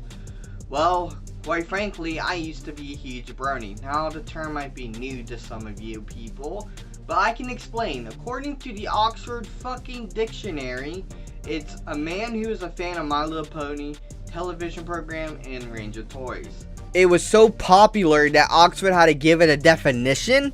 Yes, it was. The show Friendship is Magic blew up tremendously. Back when YouTube copyright was looser than Mia Khalifa after a shoot, you could watch the first 3 seasons of Friendship is Magic on YouTube.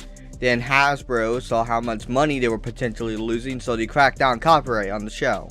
This show spawned a fandom that was wild. I can't tell you about the fanfics that became popular during the golden age of MLP. The Rainbow Factory and Shed were just 2 fanfics that were horror themed that circulated YouTube through song and animation, where Rainbow Dash and Pinkie Pie respectively turned into murderers and wreaked havoc on Ponyville, skinning ponies for making cupcakes and turning the blood into rainbows.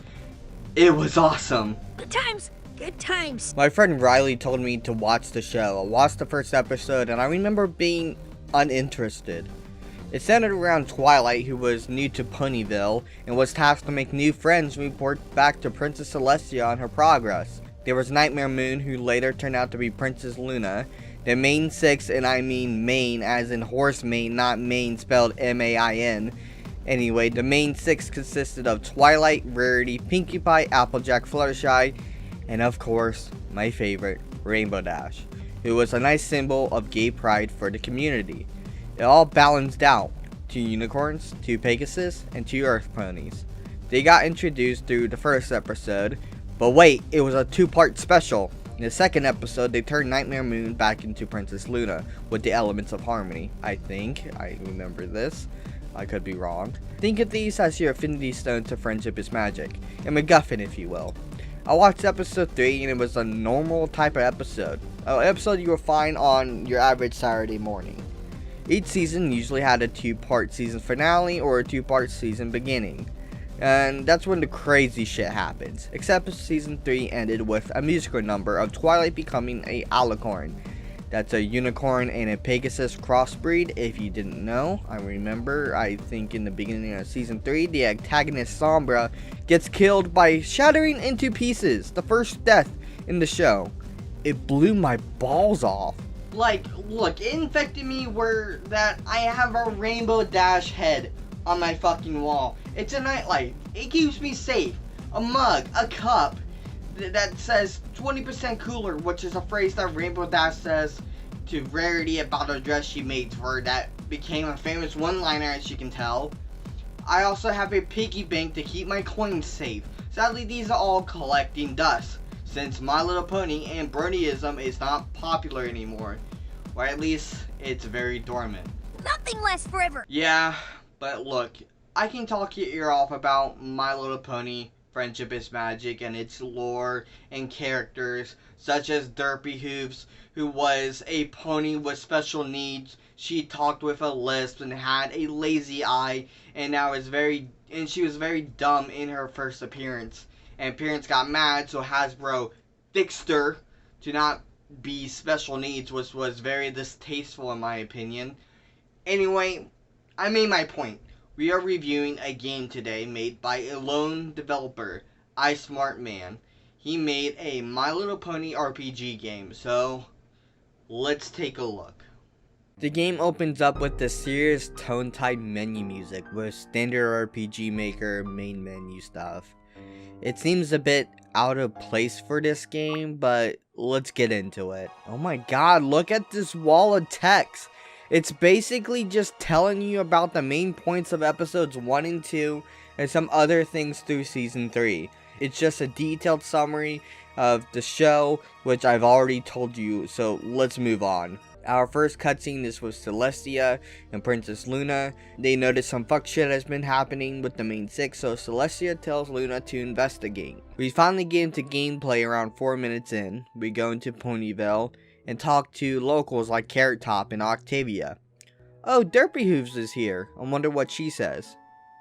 Muffin. Forget that I asked, Derpy. Forget that I asked. We find Spike at Twilight's library. He says the main six is acting weird and all have been slowly leaving Ponyville.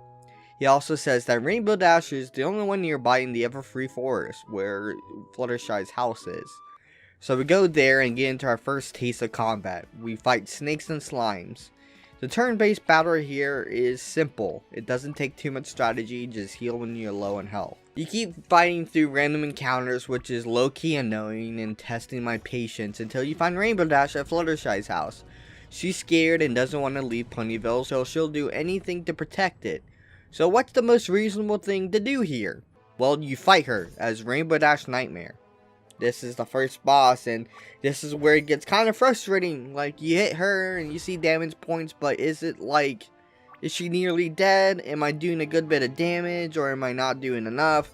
Like, sure, I see my health and MP, but I don't see the boss's health. How am I supposed to know if I'm winning or getting my ass beat?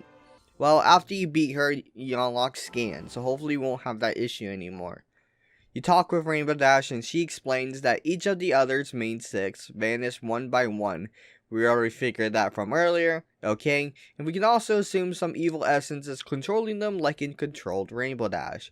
We go back to Princess Celestia and they assume that Applejack would have sent a letter home right about now, so they go off to Applejack's farm.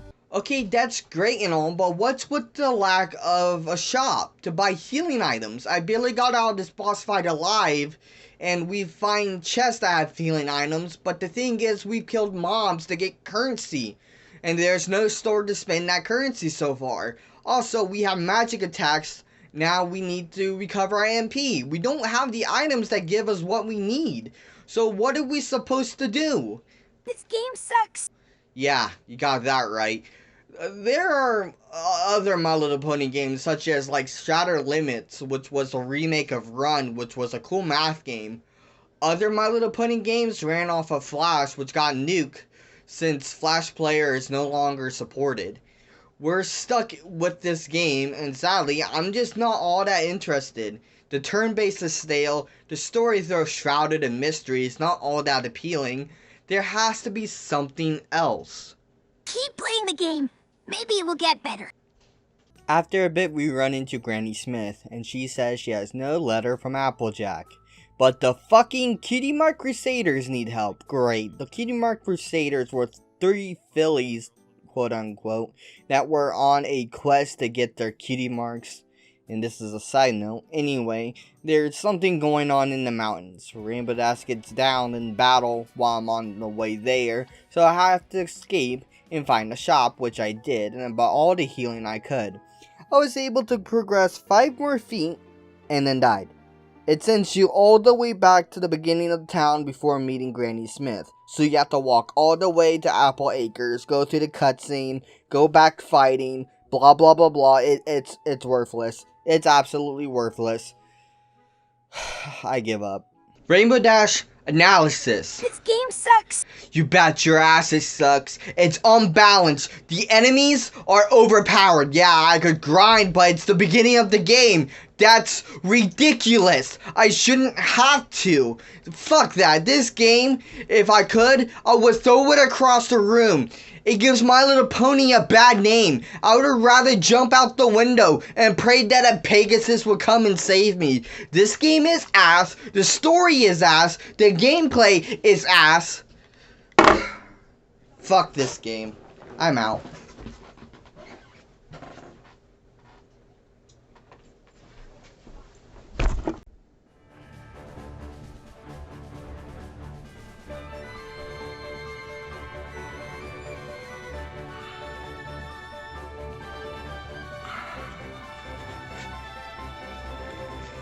Too early for shit.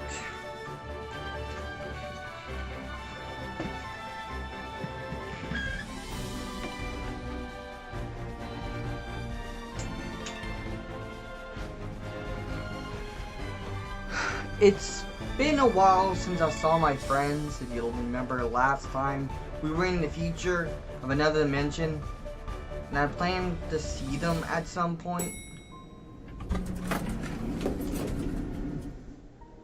I don't know if you're gonna get that chance. Why do you say that?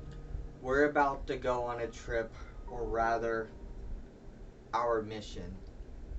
Onyx did say something about that, but I don't know what that trip or mission is. You're just going to have to accept that it's something important. Jeez, how many of you guys are going to show up? Look, you're just going to have to come with us. Through the elevator, come on. And if I refuse? Then I'll make you. Look. Let me see my friends first, at least, please. No. Now, get in. That's ridiculous. Look, I don't have time for this. I need you to come with me. Why? Look, Onyx, can you? Yes. You see, we have to leave. Fate has decided our path. I decide my own fate. Do you? This entire year, you have been taking orders from me. Why is this any different? Because the last time we went through there, we faced a fucking murderer. I had to do what I had to do to fix the timelines. A multiverse? Tonyverse. Now that's fucking stupid. It's true. The universes that revolve around you, your friends, your enemies, are ripping, tearing, shifting, and colliding. They're morphing into a false reality. The girl Onyx is obsessed over is more relevant now than ever. I'm not obsessed. You totally are. It's really bad, dude. I thought I had problems. Marineman seemed the most insane out of all of us until you time traveled and fell in love with her. Again. Wait. Again? You met her. She's like made you who you are today. Like, seriously. What are you talking about? Like, she spent time with you. She shared the most memorable moments of high school together. What?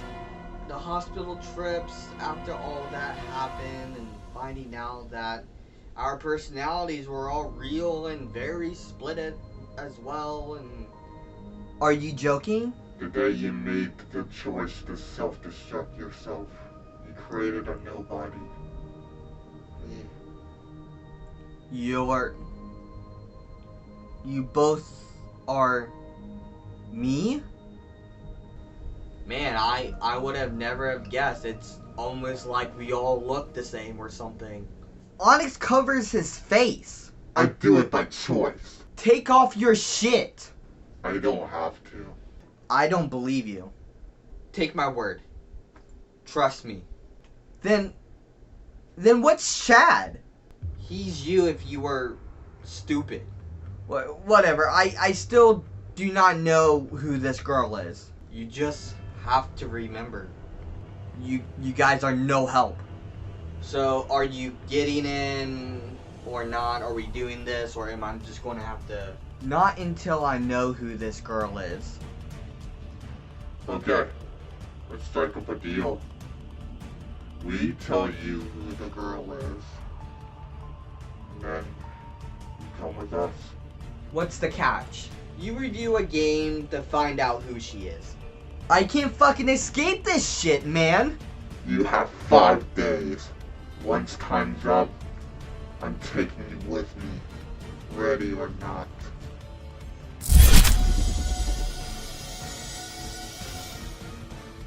There's nothing stranger than life itself. That's your hint to know what game to review. I don't even know what game to review? 5 days, Marineman.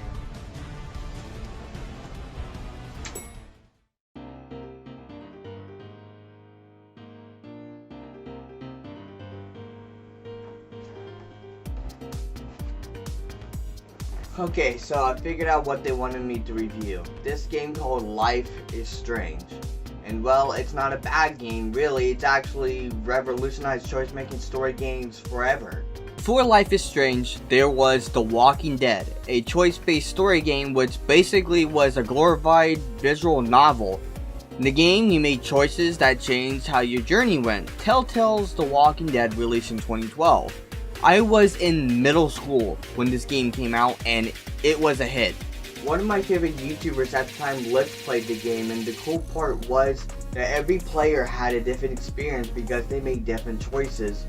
When you watch PewDiePie, you watch a different story than if you watch Uberhacks or Nova. Telltale was the first to start this, and they went overboard. They released 13 games from 2012 to 2018. Like, what the fuck? This ended up making them go bankrupt. I mean, I would imagine pumping out 13 games in 7 years span would do that to a lone company, but if it was for Telltale, Life is Strange would not have existed. The first Life is Strange game released at the start of 2015. To put that into perspective, Telltale was releasing their Game of Thrones episodes during this time, their 5th choice-making game. So how did Life is Strange fare to the king of choice-making games? Well, surprisingly well, 3 million people bought it, and that gave them a chance to make a second one. But let's not get ahead of ourselves now. What makes Life is Strange different? Well, you get superpowers. And the best one, at least every person has wished for at least once in their lives, to turn back time. This garnered praise and mostly criticism. People said, what's the point of making choices if you could just redo it seconds later? But that's what made Life is Strange cool. It was different, it was exciting. Today though, we'll be looking at the remastered as well as the base game's experience. Now to make it simple to kill two birds with one stone, I will be streaming this on Twitch, so if there's emoticons, emojis, fucking emotes and stuff on screen, just ignore that. Look, I have 5 days before Onyx and Tony kidnap me or something, so let's move on quickly. When Life is Strange came out, I played it a year later, and my life was in shambles at the time. I struggled a lot with mental issues. My music, which was talked about in past episodes, was controversial, and one of the reasons I got kicked out of high school. I never threatened anyone in any way, though in the past I said some fucked up shit that I don't stand by now, but back then it was relevant and it was hard to swallow for some people. If I could change it, I would. I knew nothing about Life is Strange at the time, but when I found out the main protagonist could travel through time and turn back time, I immediately connected with her. All my life, I wanted to rewrite my past, or go back in time and warn my past self of my obsessive behavior I had over this girl in school that I met on the school bus freshman year. Is that the girl Onyx was mentioning? I have a lot of repressed memories of trauma, pain, distress, and heartbreak, and I like to forget. I also like to forget that Slim Jesus got famous my birthday, but that's a different story. Anyway, enough about me. We're here for Life is Strange Remastered. So, let's get into it. To make a long intro short, our main character, Max Caulfield, is in this storm where there is a big-ass tornado about to wreak havoc on her city of Arcadia Bay. She was actually asleep and woke up in photography class. Mainly the other characters you need to know about is Victoria, Mr. Jefferson, and Kate right now. Class ends and Jefferson mentions Max has to turn in her picture for the contest. She goes to the hall and notices a flyer of a certain Rachel Amber that has gone missing. She goes to the bathroom and witnesses a girl get shot by a guy named Nathan Prescott. Max kind of puts up her hand and is back in Mr. Jefferson's class. Everything happens the same as it happened 5 minutes ago. Max breaks her camera and uses LT to rewind time. You can press RT to rewind faster. Max uses this to answer a question that was asked earlier correctly. Class ends and you can walk up to Jefferson and take the words out of his mouth and say them yourself. The game eases you into the mechanic, as it's the main mechanic. You go into the bathroom and trip the fire alarm to save the girl. Your first big choice here is where you can tell on Nathan or not. I told on him, because he sucks and is a prick. You go to your dorm where you run into your first puzzle. Victoria is blocking the steps and she won't move, and I'll be honest, the story of Life is Strange is great, but the gameplay and puzzle solving, not so much. You have to turn on the sprinklers to make Victoria move, but her friends are still in the way, so you temper with the paint can holder and the paint falls on her dress. Now you can choose whether to comfort her or make fun of her. This is a beginner's trap, so trust me, even though she's a bitch and told you to go fuck your selfie, just do it. Max goes into her room and has a moment's rest. This is actually a staple to the series where you sit down and some music in the background plays, and the character tells you what you're thinking. It's subtle and doesn't break the fourth wall. These are actually hidden in some places where I don't expect in the series. This catches me off guard when it happens, but it doesn't feel out of place. Max leaves her dorm and notices Kate is getting confronted by David. Step in and stop him. David is a dick and a surveillance cuck. He wants to put cameras all over the school. And that's not weird to me, knowing how American schools are nowadays. It's a literal war zone to get to math class now. Anyways, after you go to see Warren at the parking lot, David comes to confront you, and Warren, who is in love with Max, by the way, beats the fuck out of him, just to act tough. The girl from earlier comes out of nowhere and turns out to be Chloe Price, Max's childhood friend. Max gets in the truck, and they drive off. They converse on why Max never visited or wrote a letter or literally text Chloe, and she's pretty pissed about it and rails into you the whole ride there until you get to Chloe's house. Character building happens here, and they talk about Rachel. Max goes to get tools, which involves another puzzle. The thing is, Max is a klutz and drops anything that is over her head, or even out of her line of sight. She drops the tools under a workbench and says she can't reach it. Just get on your hands and knees, Max. Just bend over. It's just under the thing. No, you have to set the cardboard box to catch the tools under the workbench and slide it back into the open. Like, really, what's the point? Just so you have to use the time travel mechanic? Like, I get it. That's the whole point of the game. But you telling me Max couldn't get the chair from the next room to get the tool? Doesn't seem like Max is a smart character or something. Or the game is very limiting. Or very forceful.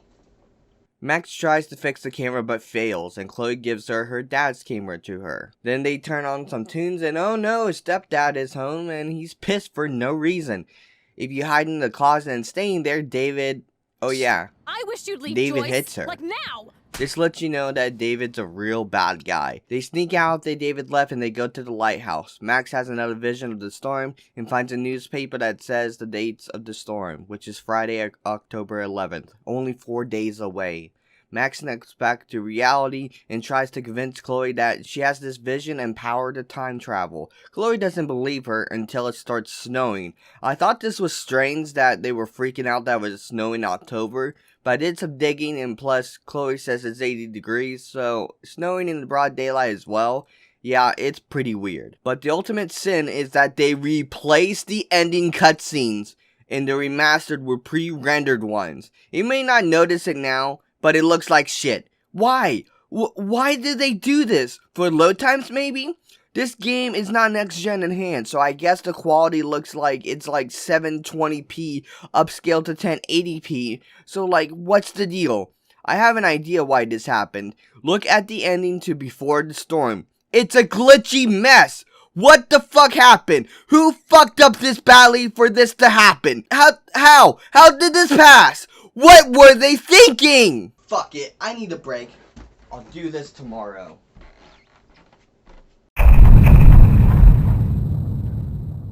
Okay, let's continue. Episode 2 opens up with a moment's rest, but let me go off at a tangent here.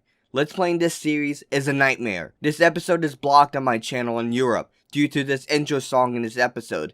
Like, the big part of Life is Strange is its third-party music, and since the start, they stuck with it instead of making their own music. It's low-key a pain, and I'm starting to think it's lazy because they're in big parts of the series, such as Alex's cover of Creep by Radiohead. Instead of skipping the scene when copyrighted music is turned off, they just muted it, and you sit there in silence as Alex mouths the song. It's lazy, it's stupid. Life is Strange should have its own style, and find their own style of music. This is the only series I think has this problem. Metal Gear had an amazing original song for Snake Eater. Hell, Kevin Sherwood made 25 songs just for Call of Duty Zombies. That doesn't include remixes, remasters, or instrumentals. If one man can do that with a singer, why can't Life is Strange do that for their game? Sorry about that. It's a big deal to me. Max goes to the shower and we see Kate, and we talk to her and go into the shower. We then see Victoria has her with her friends and make Kate leave, and Victoria writes a link to a video where Kate is drugged and kissing people. Damn, Victoria, that's fucked up. How much of a shit human being do you have to be to film something like that? They leave and then I erase the link. We go back to the dorm and Nathan defiled our room. This is the result of telling on Nathan in the first episode. We meet up with Kate and we notice in her Bible that there's the quote highlighted. Matthew 11:28.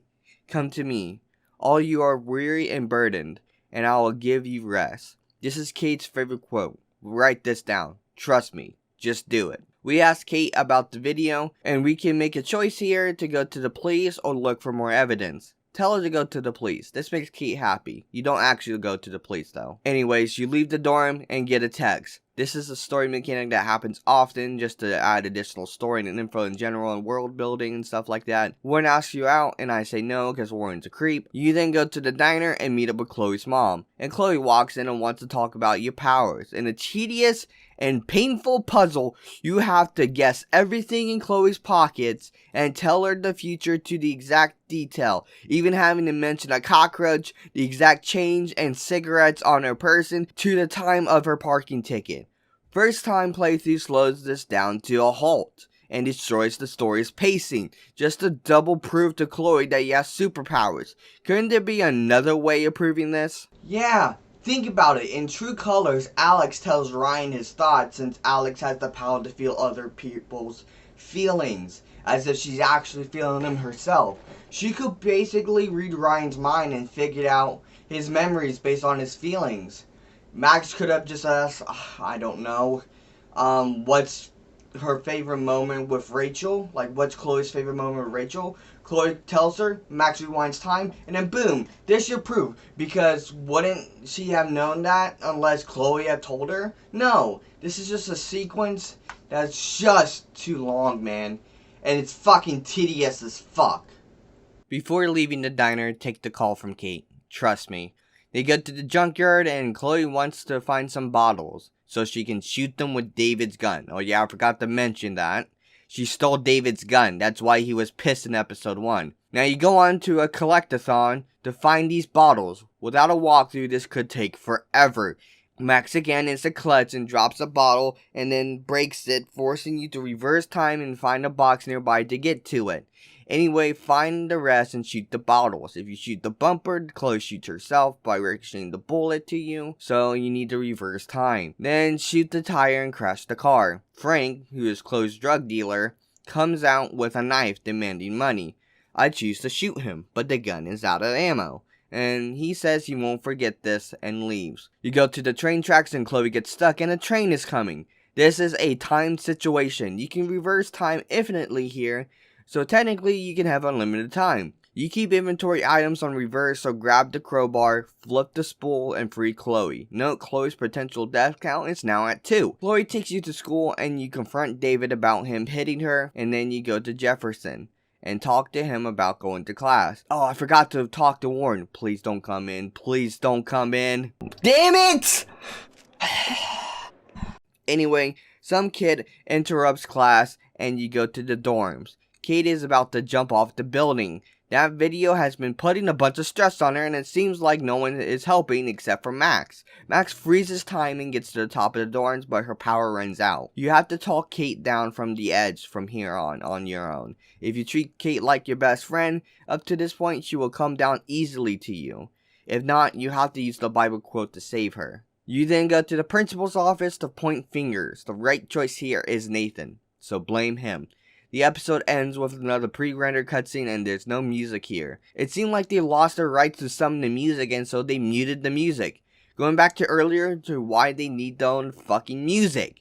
These scenes at the end of the episodes are the best scenes because it shows cinematically how your choices affected the characters and the music sets the mood. Without it, it's just empty. It's lazy, it's annoying, and so far the remaster is a real mass turd. Yeah, the graphics except the facial expressions are adjusted a little bit, just a tiny bit. But other than that, they fixed up and destylized the textures a bit to look more like True Colors. And put out pre-rendered cutscenes to improve load times even though they look like shit. I can't believe I spent an extra $20 on True Colors just to get this. This was obviously a cash grab. Hell, if there was a $90 edition that included Life is Strange 2, I would have bought that too. I feel like an idiot for buying this. Oh, for what? For more drama from an experience from a dramatic story that I went through as a 19-year-old? This was obviously a cash grab, and I fell for it. What was I thinking? Fuck. Man. God damn it.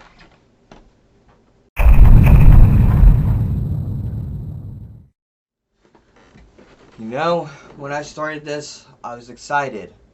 I was glad to revisit a core part of my life and potentially change the choices of my past. And yes, I changed some choices. But I mostly found out along the way I actually want to keep some of my choices the same. It's safe, and there's nothing wrong with safety. But do you be safe, or do you do something different? At the start of the episode, you sneak out and you go to Victoria's room and find stuff about her. Then leave the dorm and sneak past a drunken principal using time travel and then meet up with Chloe as you witness Victoria blackmailing Mr. Jefferson. To put this long segment to bed real quick, you break into school using time travel, keys, and a pipe bomb to find some files about kids of Blackwell and David to figure out where Rachel is. Then you go swimming, but you get the point now, don't you? You have to go through collecting 2 sets of stuff during this. First, to build a pipe bomb to break into the principal's office, then collecting files in the principal's office. Then, after going swimming, David almost busts you and you have to play hide and seek. This is just painful to go through. You know what you did in True Colors in the 3rd episode? You played live action role playing. It was fun. It was fun times all the time until the end. Here it's just tens in the majority of the game, which is fine I guess, if you're into that, but some downtime would be nice. After a night stealing shit cause you stole files and money if you choose to, you wake up and kiss Chloe, cause why not? Then you snoop around to find David's files again on Kate and Rachel. So you and Chloe confront him, and then if you side with Chloe, he gets kicked out. Good. Fuck him. He's a dick in this game. You go to the diner and Frank's RV is there. You use time travel to steal his keys and snoop his van. But there's a funny meme here. You can spill Frank's beans, literally. Let's spill the beans. You eat like a pig. Try the floor. I was eating those beans. Are you fucking insane? I was eating those beans!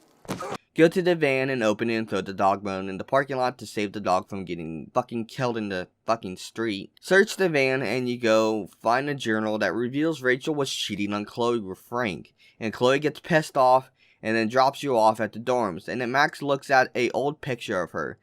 Suddenly, she can use pictures to time travel to moments where that picture was taken. This focusing mechanic is okay, it's random, but it's fine. You go back in time where Chloe's dad leaves to get Joyce from the store. He later gets in a car accident and dies, and Max knows how to stop it. Drop the keys in the sink. Chloe's dad takes the bus instead, and you save her dad. Max wakes up in a different timeline where she's friends with Victoria, and she runs to Chloe's house and finds out she got in a car accident instead, and she is paralyzed. Back when this released episodically, I thought, where are they gonna go after this? Chloe is a huge character, and Max and her were investigating to search for Rachel. Like, this is a huge point of the game. Like, what the fuck? Max also is now a foreigner in this reality. She doesn't know what's going on. Like, my mind is blown. I don't even know what to think of it. Fuck. I need to take a break for today. Jesus Christ.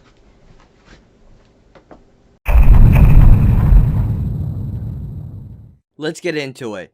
Episode 4 starts out with the partners in time on the beach where Chloe explains how she got this way. You find out she never met her girlfriend Rachel in this universe, since William, her dad, never died and she never had a rebellious phase and probably never have even went to Blackwell since she got injured before that happened. They return to watch a movie at her home and spend the night. She has you get morphine in the morning and she's in incredible pain. You can walk up and talk to William and he is so depressed that he feels like he caused this. Plus, Chloe's family is probably in millions of dollars of debt, as the game tries to tell you. After getting the morphine, Chloe says that she's dying, slowly but surely, and she wants you to crank up the IV to kill her. But it's up to you to choose whether to do it or not. It's such a bad and shit situation, but in my last playthrough, I thought this was the reality that Max lived in. I didn't want to lose Chloe, and I thought this was permanent. So in my first playthrough, I kept her alive and she asked you to leave and never return. If you choose to kill her, she says she loves you and then dies in front of your face. Either choice you make here is valid, in my opinion. And Max here finds a photo to travel back through time to let William pick up Joyce from the grocery store and ultimately gets in that car crash. It's so sad, man. This sets everything back to the way it was. Between these big photo time travel sequences, these cutscenes are where photo changes in front of you, showing the bigger picture of what's changing. No pun intended. Max wakes up where Chloe is back to normal and the investigation continues. Max goes into David's locker to find more files. You guys lead to see Kate, which is wild since you don't see her for an entire episode. Kate praises you. The game tells you when you fuck up bad, and the game lets you know when you did really good. And just story elements as well. The characters' reactions are great. You go to the dorms afterwards, and you run into Jefferson, and Chloe is saying he's hot and stuff, which is pretty weird knowing of what happens. You get a text from Kate of where Nathan's room is. So you search Nathan's room, and you have to search the computer to progress. So his projector lights up the room to reveal scratches on the ground. Like, I spent 10 to 15 minutes bubbling around in this small room like a dumbass trying to figure that out. You run into Nathan at the dorm entrance, and he says, "Why are you in my dorm?" "We're not. We're in the hallway." Anyway, Warren beats his ass, and I let him until he heavily bruises and starts bleeding. Jesus Christ. You go to the beach and talk to Frank, and give him his money. This part is really dumb. It's kind of like a prototype of Chloe's ability in Before the Storm game, where she uses talkback to win over other characters' arguments or whatever it is. I say that because the wrong choice here in your dialogue tree gets Frank mad and he tries to stab you. And all for some info for Rachel. Rewind time and try again to get the good outcome, where everyone goes home alive. Like, this is unneeded and panned out for gameplay time for no reason. Like, fuck Frank, was spilling your beans really that big of an issue? Then you go to Chloe's to figure out the information needed to find Rachel. This is another long and padded out sequence as well. There's up to 6 to 8 things to click on, and 3 to 4 of them are the only things that are correct. And you have to do this multiple times. Without a walkthrough, this part is impossible. Fucking possible. After you do it though, you find out a barn is hiding a dark room for photos. Do some puzzle solving and time travel stuff to get in, and you find pictures of drugged up Kate, Rachel, and the folder for Victoria. She's next, but you know where Rachel is. She's buried in the junkyard. You go there and confirm that she's dead, but Chloe is out for blood. So you go to the Vortex Club to find Nathan to kill him because you think he's behind this. Take a picture with Warren, who's drunk, and then go in the club through time travel if you didn't get on the list, and warn Victoria. She actually believes me this playthrough.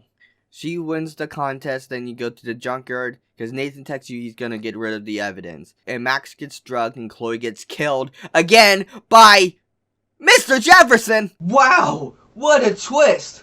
And a middle finger to all your hard work. What a shitload of fuck. I don't understand that Chloe has to die every episode. I know the butterfly effect and chaos theory and all that stupid shit. What the fuck does it matter? Why does it happen every time? Chloe dies twice this episode. Was it to make up for episode 3? Forget it. I'm going to bed.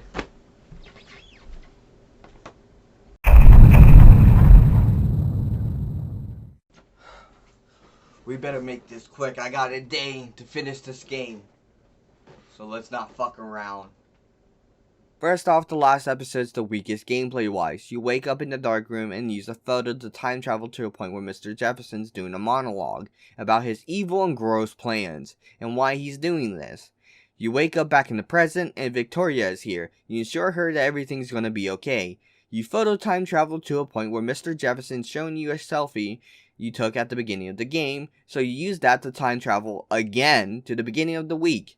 You text David about Mr. Jefferson, and you turn in your photo. You then go back to your reality where Mr. Jefferson went to jail, you save Chloe from Nathan, and you go to a photo gallery, but oh no, the storm from the vision is real, and Chloe dies in the storm. So you use the contest photo to travel back in time to when you ripped the photo, and don't win the contest. But great, Jefferson put a stop to your plan somehow by burning your diary. But David is here to save you. But he dies, so you have to use time travel to give him callouts to help him win the fight against Jefferson. This makes no sense. David is a Marine, so how did he get overtaken by a photographer, Mr. Jefferson? Without Max's help. Anyways, tell David that Chloe is dead. And yes, we're in reality where she still got shot and killed.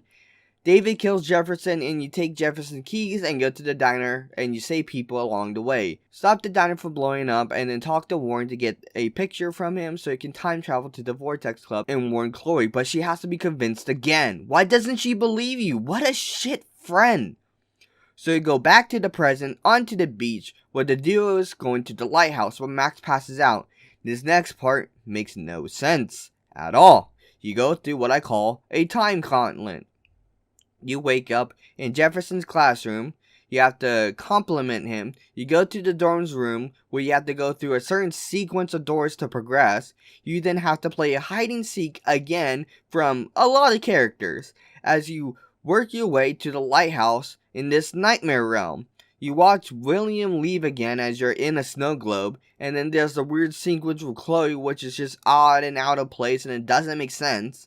I feel like Dontnod was just fucking around at this point. You then wake up in the diner's bathroom. You have to look in the mirror to get the code. Actually, everyone you've come across is in the diner, including you. Imagine having a conversation with yourself, or at least seeing yourself. I feel like I'm stuck in some sort of time loop. I don't feel myself. I feel like as if I'm someone else. I feel like someone's trying to take over me right now. It's really weird. I need to look in the mirror.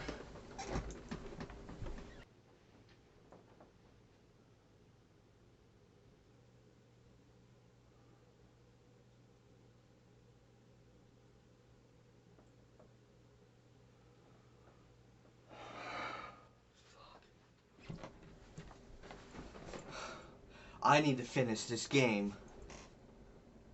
You talk with alternate Max since he blames you for everything. And I mean everything, like the storm, Mr. Jefferson.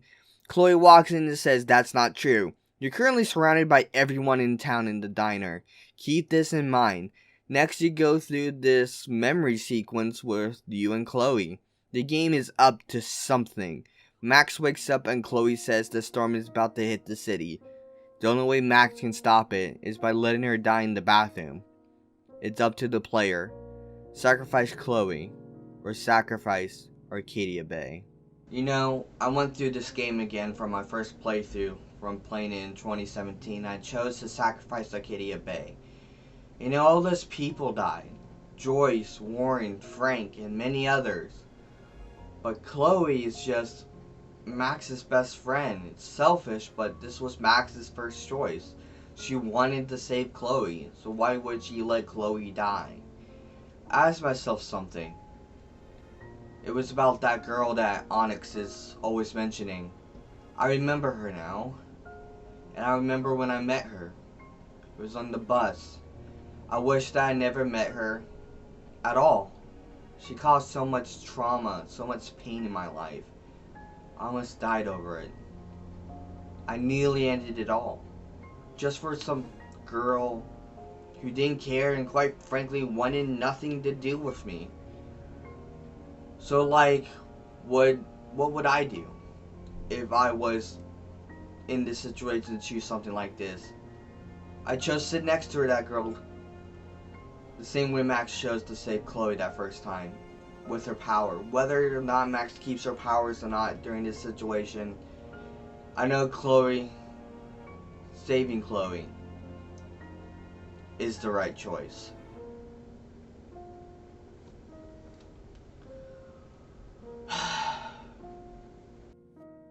I sacrificed Arcadia Bay. They drive through town in the morning, and then they go on to a new journey. Life is Strange was controversial. A near rape-like plotline, only 2 endings based on the only last choice, and a thought-provoking story arc. Where the game shines, it's so bright, the characters, the original soundtrack, and the art style. But when it doesn't, it's so goddamn dim, especially this remaster. The art style represents the true colors graphics. Well, now, they did say facial expressions were enhanced, but they were barely were in both this and Before the Storm.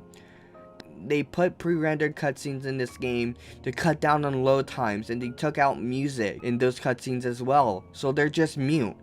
Something I didn't mention is the drive to the diner in episode 5 had a radio playing, where Max is also listening to music on the way to the diner, and she's checking out voicemail on her phone where Nathan explains that he didn't mean anyone to get hurt, and then he killed Rachel by accident, and then he was sorry. You don't get to hear any of that. It's just subtitles with no vocals. It's just mute.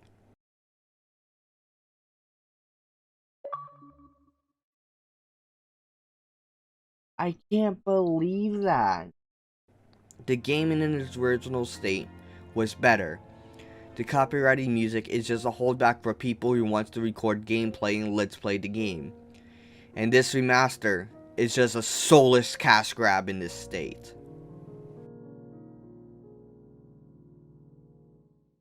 Okay, I did it! Come out, Onyx! Come out, Tony! I did it! Marineman, do you remember? Well, yes. Yes, I do. Good, now my objective is complete. Tony said that you fell in love with her again. Yeah, the elevator is a device to cross time dimensions and locations. I used it to meet her again. I missed her. She was in everything. Before I wake up, my feet hit the floor. She was on my mind. I remembered this. It happened to me. We all share the same history, the same past, even Chad in his own fucked up way. What are you? Like I said, I'm your nobody, but all I retain is your darkness, your dread, your hatred, your... Obsession? Yes, we are just part of Tony. Where is he? He's where he needs to be. But Onyx, we may be part of Tony, but that doesn't mean we're any less than our own people. I fought this obsession. I won. And Tony won. You can too. No, it's too late. What do you mean?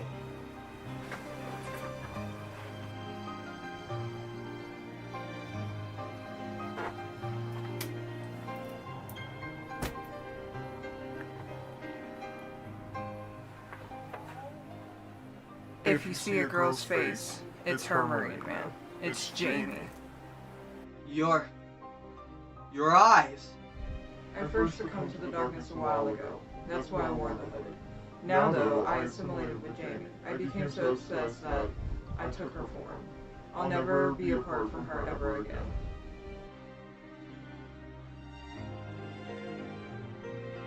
Onyx, what happened to Jamie? She's a part of my heart now. I fully succumbed to the dark obsession. We can fix this, right? I don't want this fixed. This is how it's supposed to be. Onyx, don't do this!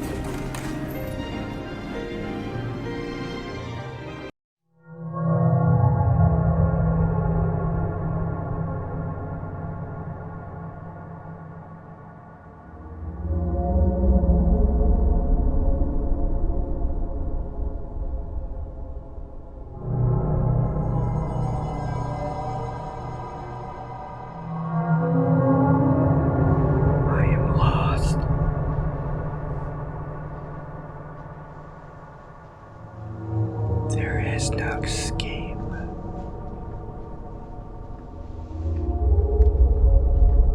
Nothing can save me.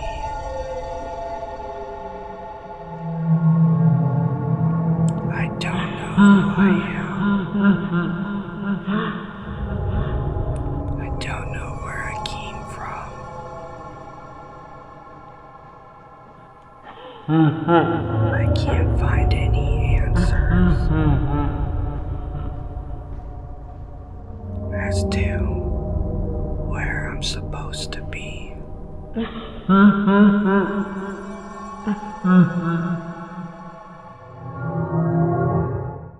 How long have you been on this installation? A month now. Do you have any other connections to the UNSC? I have 0 connections to the UNSC. How did you get here? If I remember correctly, I was placed in a multi-dimensional elevator by my nobody Onyx, who is now absorbed or morphed with Jamie, an ex-love interest of mine. Do you have any information on the heart-shaped moon above us? That's Kingdom Hearts. How does it work? Well, whoever holds the Keyblade can summon it and wipe out the realm of light, thus starting a new beginning of life as we know it. What you explain is similar to the functions of this installation. Do you know what this installation is? Halo. I'm gonna need you to start from the beginning.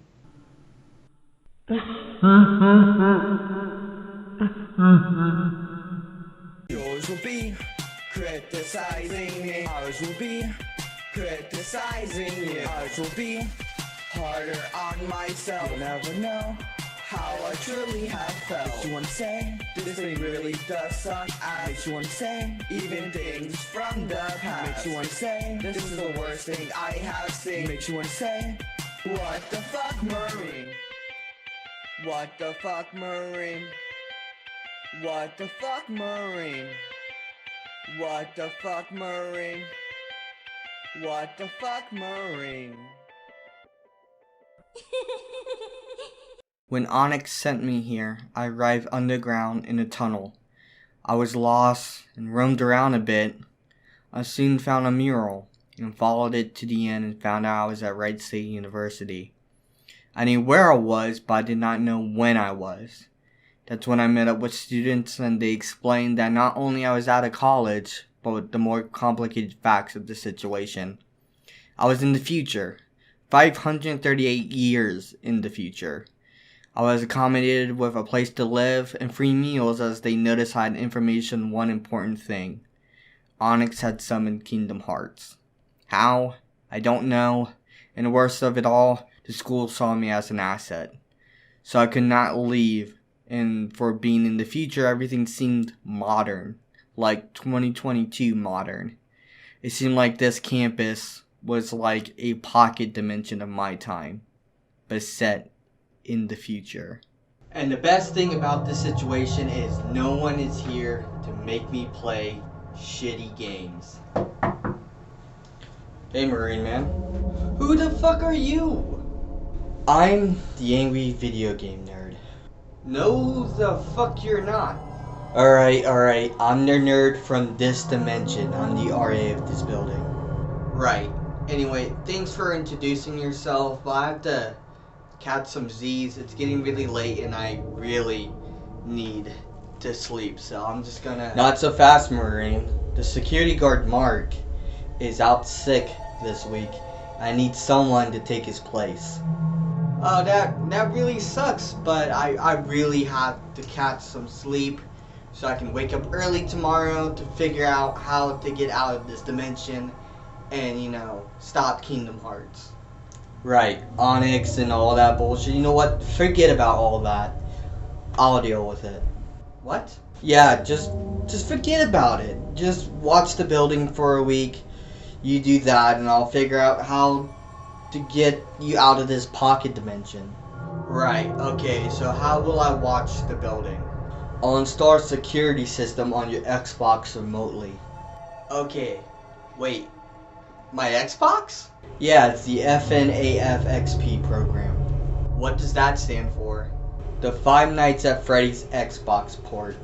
What? Since when did FNAF come to Xbox?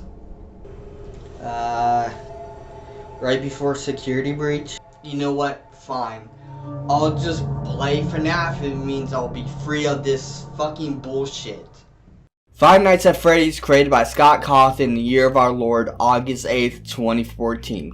At this time, it was released only for PC on Steam, and Let's Players like Markiplier made the game popular.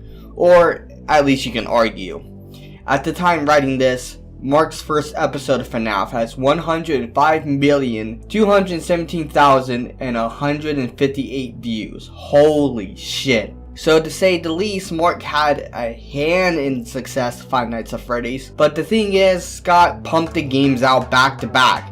Five Nights 2 came out November 11, 2014, Five Nights 3 came out March 2nd, 2015, and FNAF 4 came out July 23rd, 2015. That's a lot to pump out in a short fashion, but what were the games about? Well, the first two games were about being a security guard at a pizzeria chain called Freddy Fazbear's Pizza, where your shift is from midnight to 6 a.m. Everything seems fine, but of course, the spooky stuff happens. Now you must be wondering, is this a bad game? No, but it can be difficult and...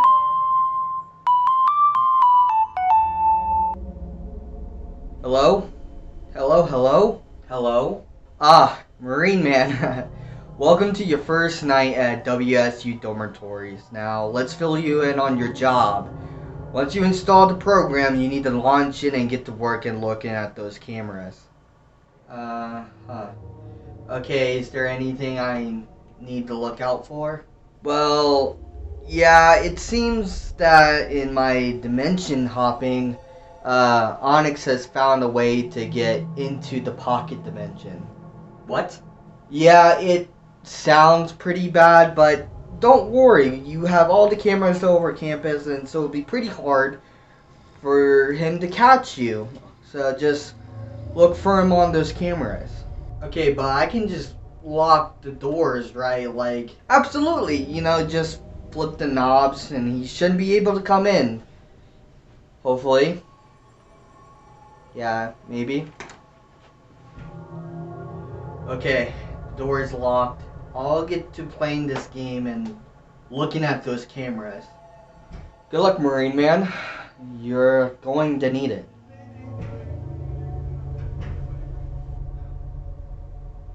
How does that even work? Okay, when you start with the game and you get passed through the menu, you are hit with a newspaper article. It says it's looking for a night security guard from 12 a.m. to 6 a.m. Sounds easy enough. Okay, first night.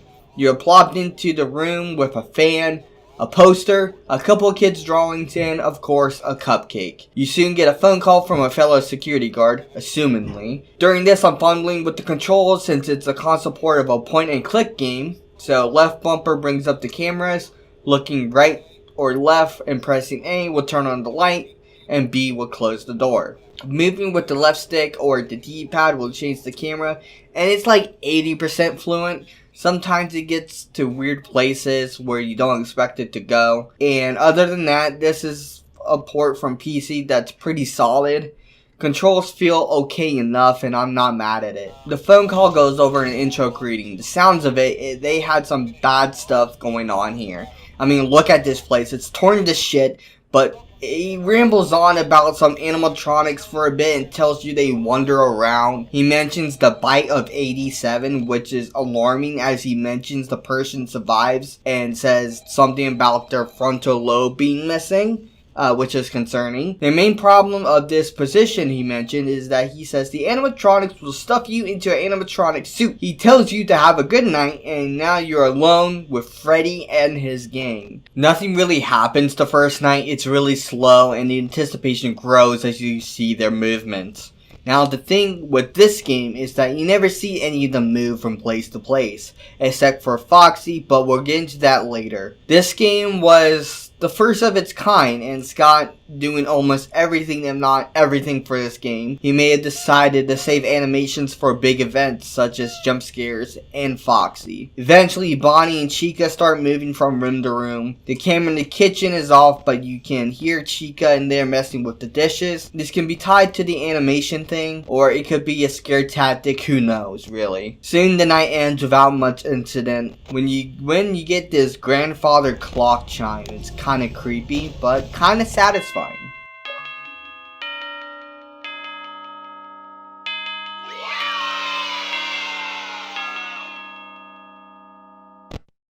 Okay, not gonna lie, this game is kinda creepy, but to put things into perspective, this is not my first time witnessing this game. I've seen Markiplier's full playthroughs on all the Five Nights at Freddy games, so I know what I'm getting myself into. So for me, most of the scares just fall flat because I know when they are coming.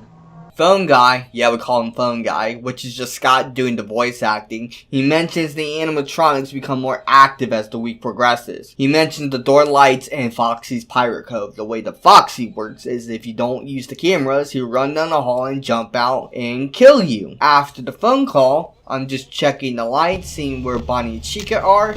It gets about to be 5 AM and I'm running out of power. Chica pops up in the lights and I can't close the fucking door. Granted, we knew this was going to happen. If you're too slow on the door, the next time you close the cameras...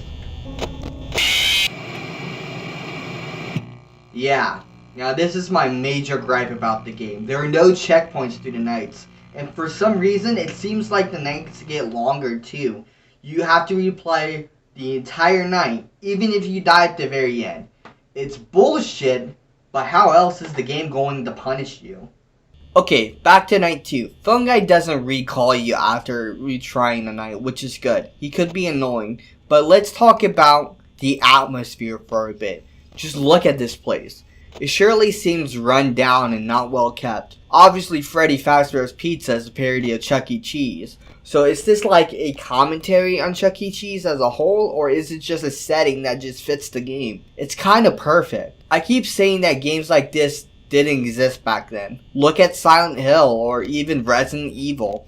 AAA titles and surely leads of the horror video game genre. You had to move and face the horror. In this game, you sit and try to defend yourself from the horror as much as you can. Bonnie and Chica stare into the cameras before entering the blind spots to try to get in. By this time, Freddy still has not moved an inch. To add to the horror, this flickering will just happen just to make you jump or maybe just unsettle you.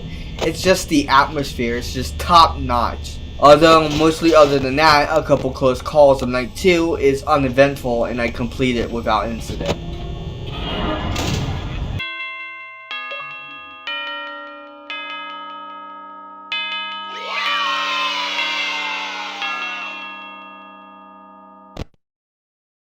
Phone Guy calls you and says that most workers don't last this long, implying that they die at this point. He tries to cover this up by saying that they usually move on to better things by this point. He also says to play dead if the animatronics see you, but he takes that back as he explains that instead of them stuffing you in a suit, they have a stuffing endoskeleton inside you.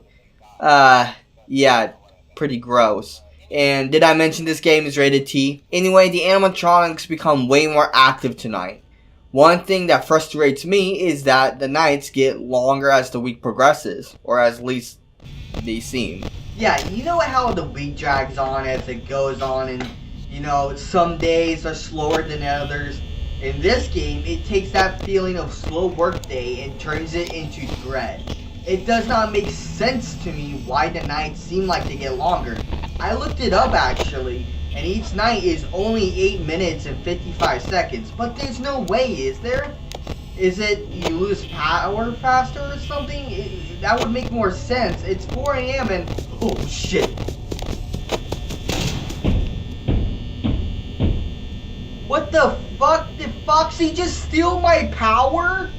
Watch as I go from 29% to 27% in less than a second.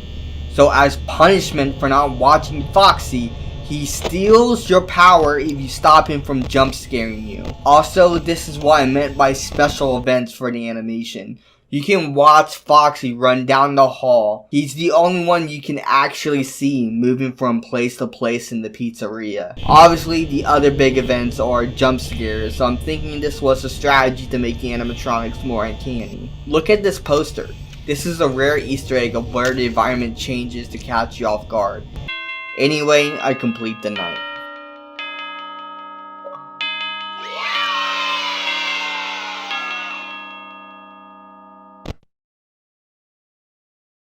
Alright, let's listen to the phone call from Phone Guy this time. Hey, wow, day 4. I knew you could do it. Hey, listen, I may not be around to send you a message tomorrow. It's been a bad night here for me. I'm kind of glad that I recorded my messages for you. When I did. Hey, do me a favor. Maybe sometime you can check inside those suits in the back room. I'm gonna try to hold out until someone checks. Maybe it won't be so bad. Yeah, I always wondered what was in all those empty heads back there. You know.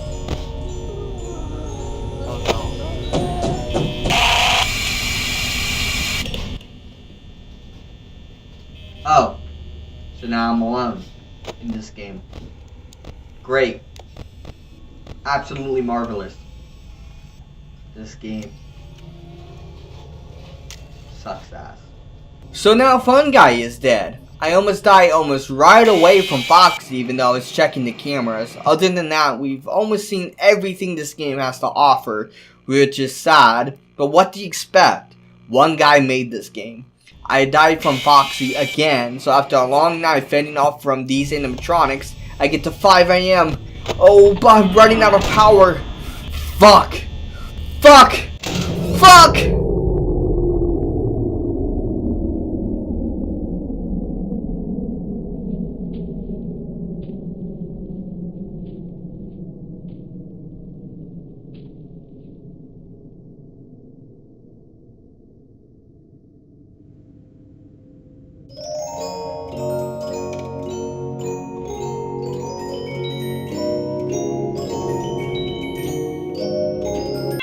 Let's go!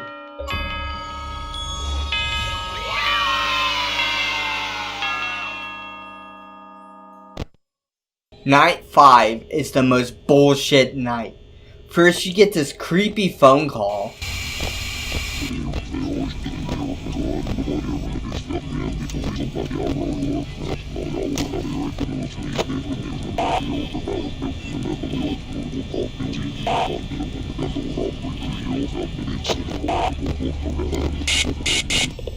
Yeah, fuck that. I get to 1 AM and I died to Chica. The second attempt, I died to Foxy because I was trying to conserve power. Third time's the charm, right? Nope, I get stuck between Bonnie and Chica at the doors. I'm low on power as is, so I don't want to look at the cameras. Bonnie leaves and Foxy runs in 5 seconds later. Fuck you, bitch, you fucking piece of shit. Fuck! And the worst part about it is replaying this shit over and over. It's maddening. It sucks cocks. It fucks ass. It's a piece of shit. Now, you know what? I could just turn on the cheats and for the rest of this game. Which for this review, I might as fucking well just to show you what happens when you beat the fucking game. Because God knows that I can't fucking beat this game on its own. It's fucking shit. It's ass. It sucks dick. And I don't like it. On the end of night 5, you get a $120 check. Now, people actually figured out the year this game took place on, based on the check alone. 5 nights, 30 hours a week, $120 check. And if you're being paid minimum wage, that means you're getting paid $4 an hour, which means this game takes place in 1991. The protagonist's name is revealed, which is Mike, who in canon, if I remember correctly, does not survive the nights going forward. There's a 6th night as a bonus. It is just a harder 5th night. You then get an employee of the month and a 50-cent bonus. Damn, That's fucking stupid. 50 cents for overtime? Granted, you only worked 36 hours so far this week, so I guess it's alright, but it's still fucking stupid. You then unlock a 7th custom night, where you can customize the intensity of the animatronics. When you complete this night, you get terminated for tampering with them, and that's Five Nights at Freddy's 1. It's crazy to think a simple indie game launched a franchise to what it is now. Five Nights at Freddy's has merchandise, toys, books, and of course, more games. Scott took a risk, and he really did. He made several games before this, and they all flopped. And he made this game as a last-ditch effort to make a name for himself. And he succeeded, which is low-key inspirational. Anyway, let's check those cameras for the dorms. No bells or whistles have been going off, no alarms, no get the fuck out of there, no nothing's been happening, so I think it's smooth sailing right now. I don't think there's anything on those cameras.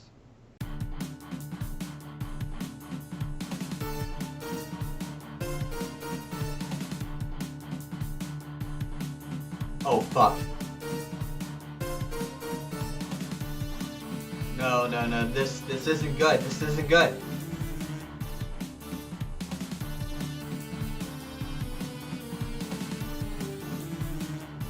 Fuck, where did he go?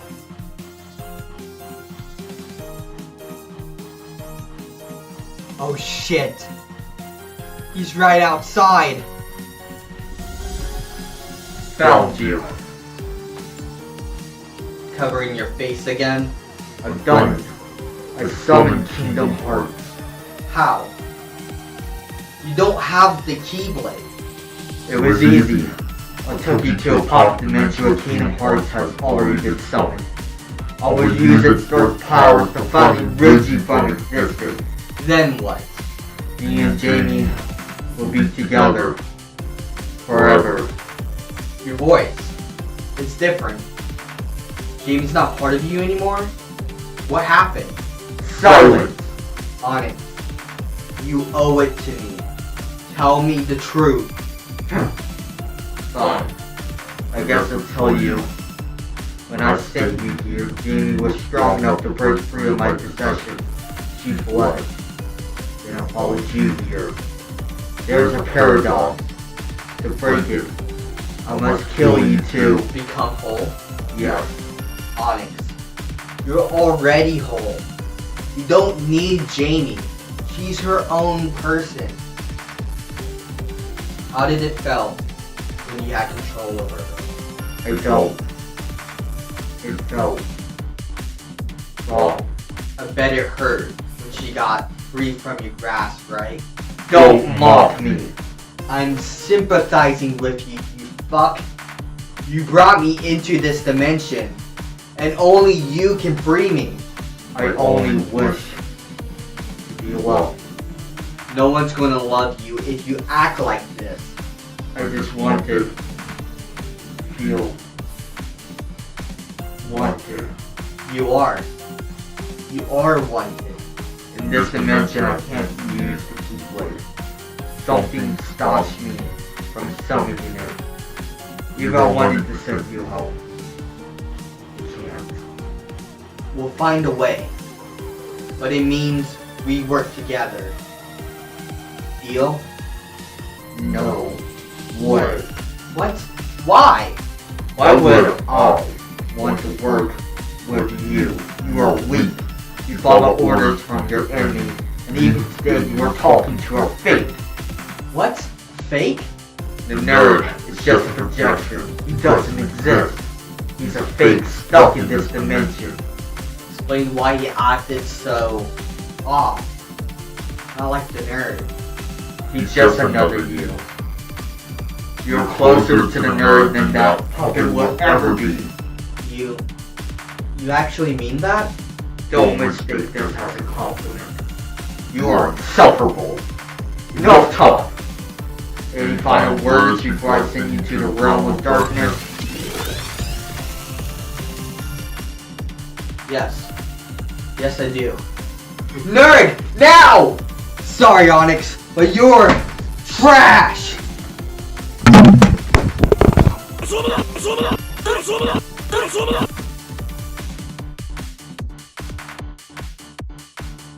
Remember, Marineman, take shit from no one.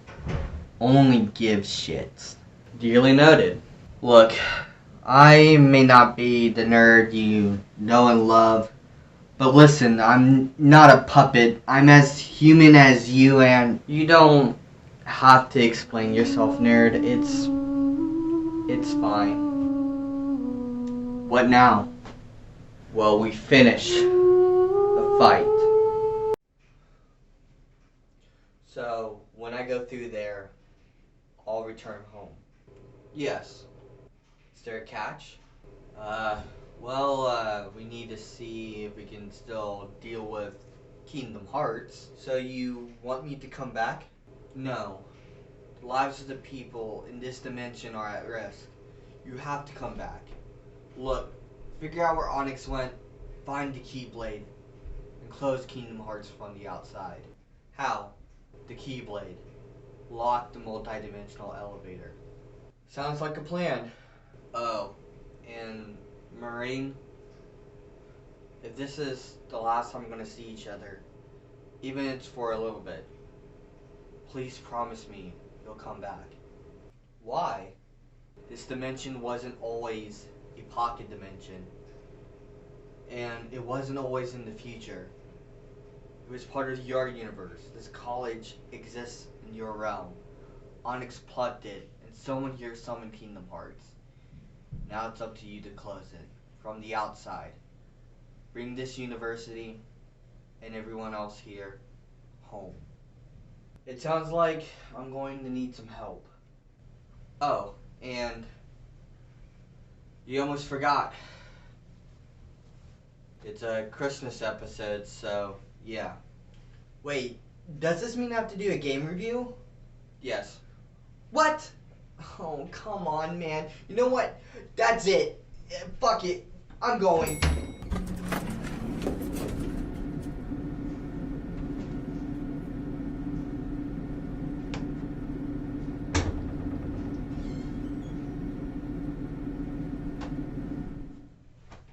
Yours will be criticizing me. Ours will be criticizing you. Ours will be harder on myself. You'll never know how I truly have felt. Makes you wanna say, this thing really does suck.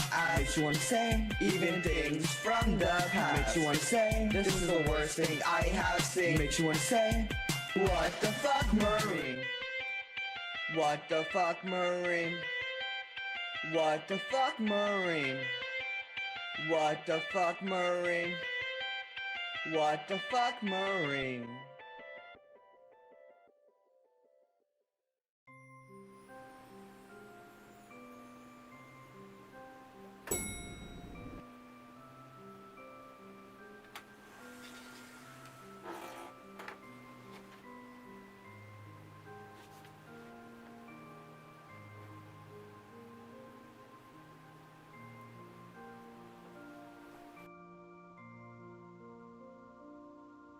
Well, the room looks normal enough.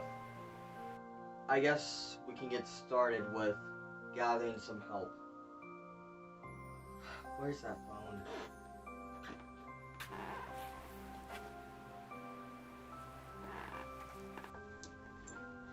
Let's make a collect call.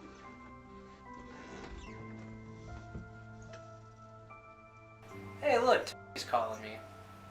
Hello? Buddha, I need your help. There's this guy, okay, and he's like really evil, like super bad. And he's planning to wipe out all life on Earth as we know it. And he's been making me doing fucking review after review, shitty game after shitty game. And I'm gonna have to throw in the towel. My hands are forced. I need some help with this guy. I mean, that doesn't sound too bad. Let me check my schedule. Please, man. You gotta help me. Man, I'll have to put off self-loathing. But I'm at the base. You can come here. Great. And I'll even... He hung up on me. Oh, fuck, it's fucking cold. But Guys, there's this dude or something and... I know, I was there. What? I fought Onyx in a dark time pit. He called me a coward, so I beat him. And then he sent me here. What the fuck? Have you been to the realm of darkness? Because I have. I've seen worlds destroyed, people killed, the dead have risen. All life on earth has perished. I've seen alternate realities. None of you can comprehend what I have seen. You're telling me that Onyx, of all people, told the truth? I'm living proof of the truth. Tony summoned Kingdom Hearts. What? That was his mission. Onyx was too hard for him to handle. When Onyx possessed Jamie, it gave Tony no other choice. He was willing to sacrifice everything. Onyx used his powers to pull Tony's location and Kingdom Hearts in a pocket dimension and sent it to the future and stopped us from getting on future Tyler's ship. Why would he want to stop that? That doesn't make any sense. To save evil Chad. Wouldn't that kill him too? Maybe? But I think Onyx had a plan to save him. Hey, you guys know there's a weird shaped moon out there? What? What? Yeah, it's in the shape of a heart. Get out of the way, I gotta fucking see this. Oh, fuck. Mother of pearl. That's no move. Oh, shit. Well, now what? I think I can provide some assistance. Oh, no fucking way. Hello, Marineman. I'm back. Is that a talking jelly bean? That's a plush? You got about 5 seconds to tell me what the fuck is happening here. Actually, Tony reversed what Onyx did, and now you're all gonna die a painful, excruciating death. That sounds like fun. I worked with Onyx and his organization for many years. Me and Evil Chad were close buddies, till you killed him. So I friended good Chad, but Tyler is fighting Onyx as we speak. Well, what are we waiting for? Let's save the world. I believe, if my Marineman senses are correct, Tyler's actually in the next room talking to Onyx. We're just been fucking off, so I think we better go. Kanye? So what you're saying is that you'll spare me if I let you know where Tony is at? Yes, and you'll join my organization. And you're telling me Tony is gonna wipe out all human life on Earth? Yes. That doesn't sound like something Tony would do. Look, I'm a good guy. Look at how nice, trustworthy that I am.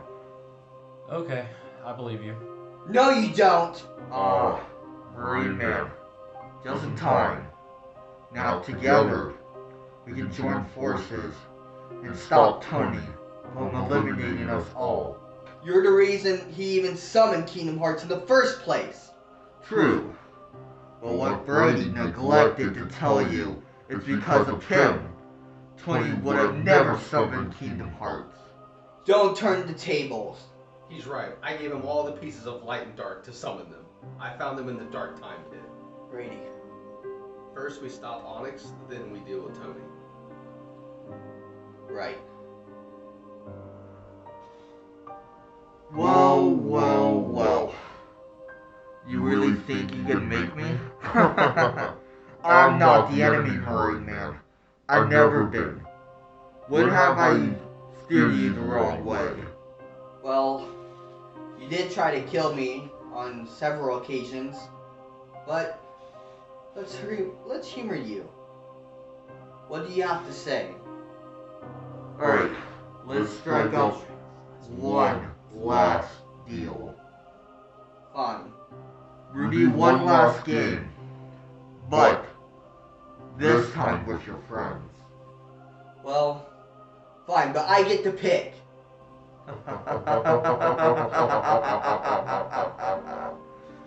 Deal.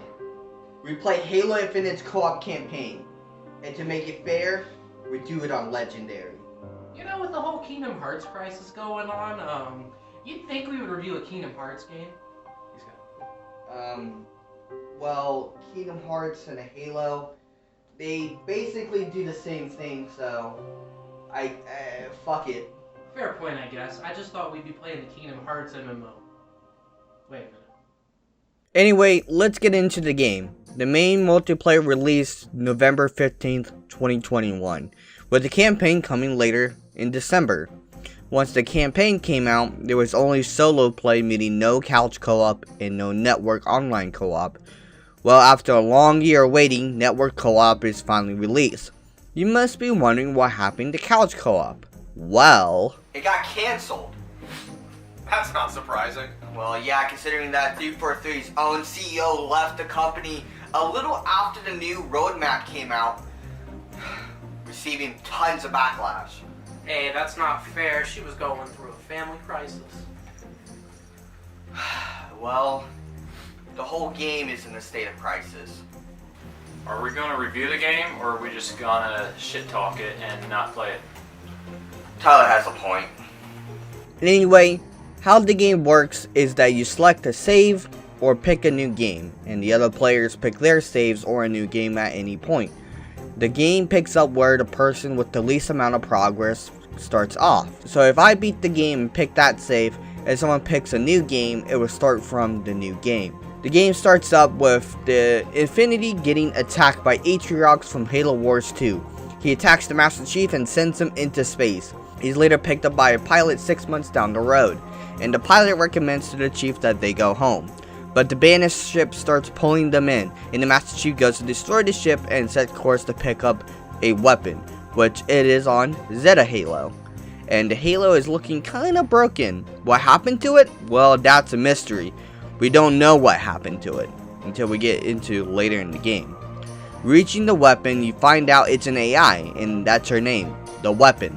And she looks like a space fascist Cortana. She explains that Cortana has been deleted, but no one knows how. You go through some memories and you fight your way to the surface after a boss fight. You find a Silex that has released a new enemy.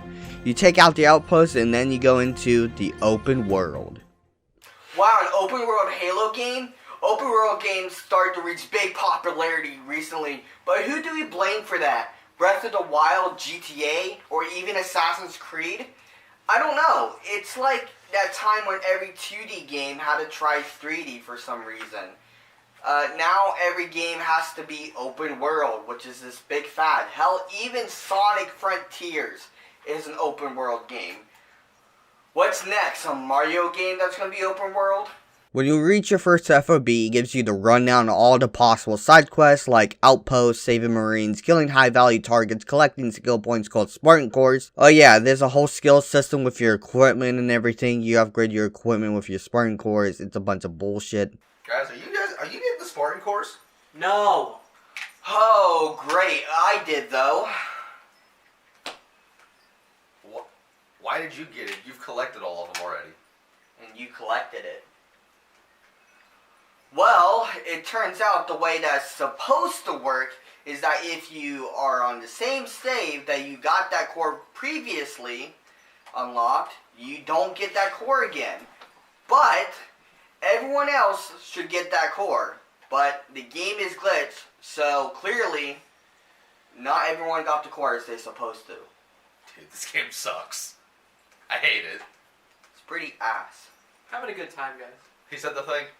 Complete all the side quests and go to the tower and save the Spartan that is being tortured. But you're too late and he dies. But before he does, he tells you that the Banished is digging underground for something. So complete all the side quests in the area and go there and blow it up.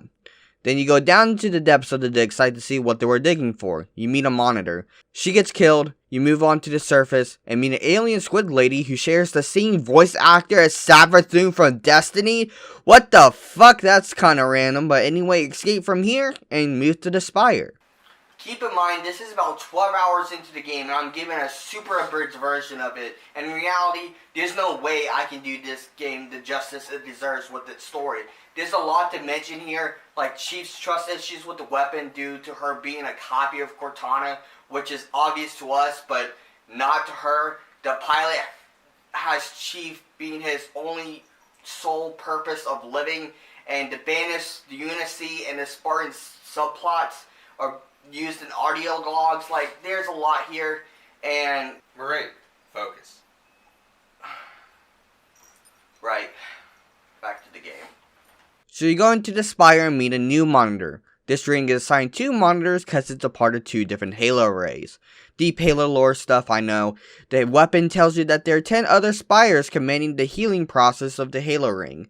Chief spills the beans about shutting down the spires, and a monitor turns into a boss. You then get into the pilot's Pelican and it gets shot down on an island. Chief and the pilot talk about nearby Condor being used for scrap, and Chief says to stay while he takes down the AA guns. You take them out and face a very difficult boss fight. And let me tell you, it's very excruciatingly painful. Does he have a scrap? What just killed me? Okay, someone has a skewer or something? This thing has no health then. God damn it! This chopper's overpowered! This is fucking stupid! I'm having a good time, guys. Shut the fuck up! I can't believe they didn't put this fucking boss in this fucking game. The fact that you have to defeat the guy in the chopper, hijack him, and then kill the guy that shoots the shrapnel gun. And then the shrapnel gun just fucks you on the chopper. And it doesn't help. There's no fucking ammo. There's no ammo. You have to scavenge for ammo. There's a bunch of fucking ads, and I'm done. I'm sick of it. I'm having a good time, Fuck guys. this game and fuck you guys. Okay, maybe one more try. Come on, come back. Oh, yeah, you're right. Listen, I'm having a good We're not time. bitches.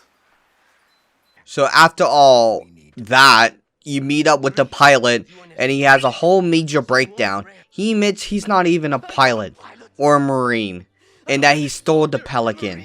Chief assures him that we all make mistakes. It's what makes us human. This is huge because in Halo 4, Cortana wanted to figure out which one of them were the machine. This gives us actual development of the Chief. He's not just some killing machine, he has feelings, and he's determined to make things right.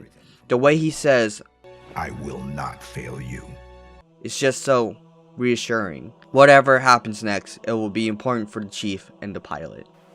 Hey, Lamau, he's sad. Who put feelings in my Halo? Tyler, just shut up. The only thing you feel is... Your dick in my ass? Never mind. I miss the old Kanye. Dude, are you good? Are you okay? I don't want to talk about it. I'm having a good time. Anyway, the beacons around the open world area have locked down the command spire. Do the side quests all over the map and activate each beacon. Wait a minute. Where's the enemies? What the fuck? The enemies glitched cause during one of high value target hunts we had to restart the beacon mission from the very beginning. Due to the enemies launching out of the map due to the boom and cowbell skulls. Meaning we have to do the entire mission over again. Thankfully we don't have to redo side quests. But since there's no other enemies spawning at the mission location, we have to restart the mission for a third fucking time. Guys, is the world really worth saving if we have to play this? What happened to Kanye, dude? This is dumb. Look, once we do this, we all get out of the open world and get back to linear Halo gameplay. Just hang tight. Fight through the next mission and relive some memories of the Chief with the weapon. But Chief's trust issues got to the best of him. He sees her as a potential problem, and he tries to delete her. This obviously doesn't work because plot armor.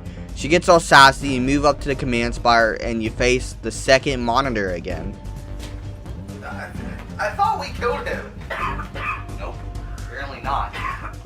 After that, you fight multiple waves of phantoms. Pro tip, there's unlimited rocket ammo at the front of the room. I didn't know that. The pilot comes to pick you up, but he gets attacked by Sega, a Spartan killer elite. The weapon and the Chief put their differences aside to help the pilot. They teleport to the repository, and the mission shows off how much Cortana was a actual fucking fascist. She blew up a Spartan training station and destroyed Atriox's homeworld of the Brutes. She, Alderaan, his shit. Man, Cortana and Darth Vader. There's a lot in common. Pretty wild. Space fascists, even. Bunch of fascists. Bunch of fascists.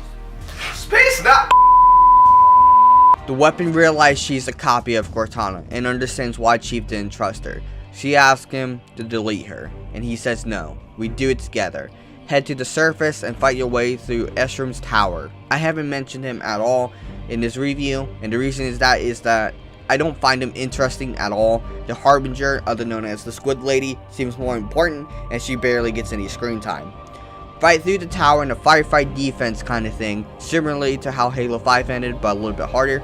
Fight Jaga in a disappointing boss fight, and then fight Escharum. You then free the pilot, but wait, the Harbinger's gonna fix the Halo ring, so we gotta stop her. In the last mission, you find out it was Cortana who sacrificed herself by blowing up the ring, killing Atriox, to stop the Halo rings from firing. Fight the Harbinger and she sends out a message. Then Cortana says her final goodbye through a final recorded message.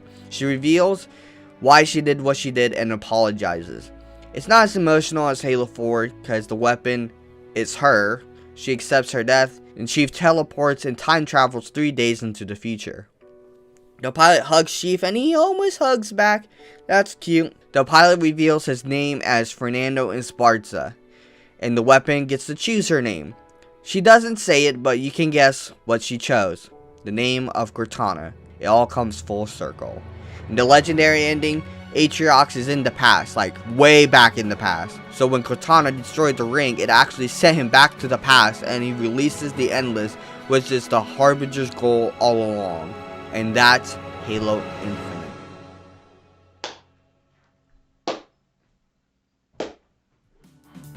So you did it. Okay, Onyx. Where's Tony?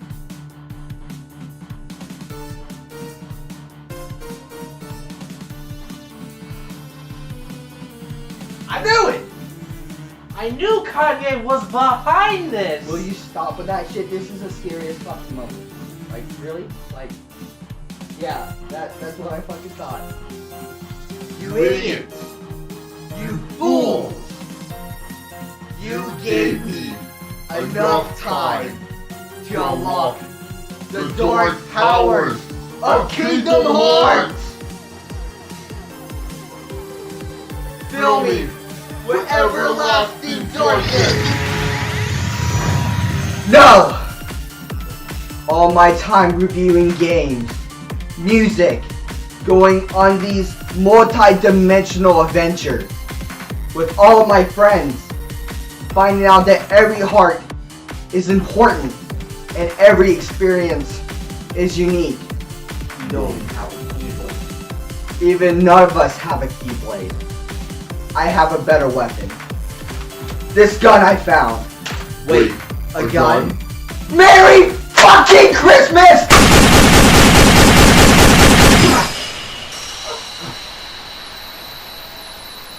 I just wanted to feel home.